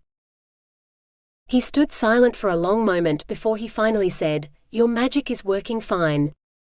If anything, it's stronger than it ever was. This castle is absolutely humming with it. Every inch of ice and snow, obedient to your command, woven into a protection spell so powerful no one could see through it. Not even to search for you. But Queen said, she said she cast the spell. I didn't. I know I didn't. I would have remembered. For a spell of this strength, it would have taken a lot of blood. No wonder she managed to hide you from me for so long. If she cast the initial spell then used your blood to enhance it, but the amount of blood this would have taken, I don't know how you survived, my queen. Unless she took a little at a time every day. The truth dawned on Briska so suddenly she gasped. She had not thought so quickly in years. Gerda. When she and the boys stabbed me, I feared I would bleed to death. The floor was awash, and when I awoke it was gone. Queen saved me, or so I thought. She grimaced. How do I break the spell so that it no longer uses up all my magic? Just let it go, Amani said. Let it go, she asked doubtfully. Breaking spells was usually far more complex than that. Amani's arms closed around her, his voice a sultry whisper in her ear. Feel the spell just as you feel this. His lips kissed her neck, sending a flood of warmth deep into her body. Then release it. It was hard to focus when all she wanted to do was return his kisses and caresses with a few of her own, but Briska did her best. Reaching deep within her to the magic in her blood, she found the spell, a delicate web of threads that radiated out of her and into every facet of the castle. Now she could feel the magic pulsing through the walls of the palace, keeping the world out. No more. Briska severed the connection. Magic boiled through her veins, like a flood unleashed on a dry riverbed. She bit her lip, and cast the barest whisper of a lust spell. The power of it swirled around her, more powerful than any blizzard. Swirled around both of them as desire darkened Amani's eyes. My queen, I'm taking you home. My castle is yours, and right now we need a bed, or my desire will melt this castle the moment I kiss you, he said roughly, tracing a circle in the air. Lifting Briska in his arms, Amani stepped through the portal, from icy mountain to searing desert. No, not just the desert. A castle in the desert, and he was already carrying her inside. Briska laughed. Inside the castle was bare, but she had magic to spare. She conjured a bed, big enough to fit a sultan and a dozen concubines, then squealed as Amani tossed her on top of the silk cushions. He fell to his knees on the end of the bed. Permit me to love you, my queen. Every day for the rest of my life. Be my wife, and I shall worship you every night for as long as I live. Yes, she whispered as Amani took her in his arms, sliding between her legs and deep within her. Yes. And she melted under his touch, just the way she wanted. She was the Snow Queen no more. 44. Queen stepped out of her portal, pulling her cloak more closely around her thin frame. There was no sign of the accursed couple, or the magic that had once protected this icy palace from the elements. Already the wall beside the waterfall had collapsed into the river, letting snow into the chambers where Briska had hidden from the world for so long. Queen sighed. She would never find another matchmaker as talented as Briska. The girl had a gift for finding precisely the right moment to cast her spell, weaving the couples together so closely they never even suspected. She would have liked to keep the girl for longer, for her work was nowhere near done, but that damned enchanter had ruined everything. She still didn't know how he'd managed to free himself from servitude or to free Briska, but it served him right. He'd thrown away immortality to rut like rabbits with the little matchmaker queen. So stupid.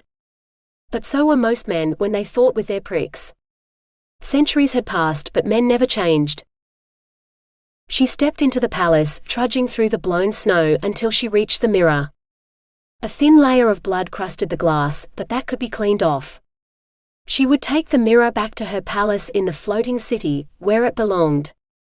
It had served her purpose, and so had Briska. She'd pushed Molina and Lubos together, ensuring they produced a child, and she'd even dealt with that dreadful sign of House Rumpelstiltskin. And with Briska doing all the matchmaking, she'd left Queen free to tend to the training of Molina's daughter, and to do it properly. Grasping the mirror, Queen stepped back through the portal. She would return it to her palace later, when Molina's daughter was asleep. "Good day, Mother," Rapunzel said. Not that the girl knew she was Molina's daughter, of course. Queen smiled. "It is, isn't it? The future looks quite rosy, now I have you." Rapunzel looked puzzled, but still she smiled. "Yes, Mother." Yes, the future looked rosy indeed, though it could darken as much as Queen desired, for now she had Rapunzel, she could weave whatever fate she wanted.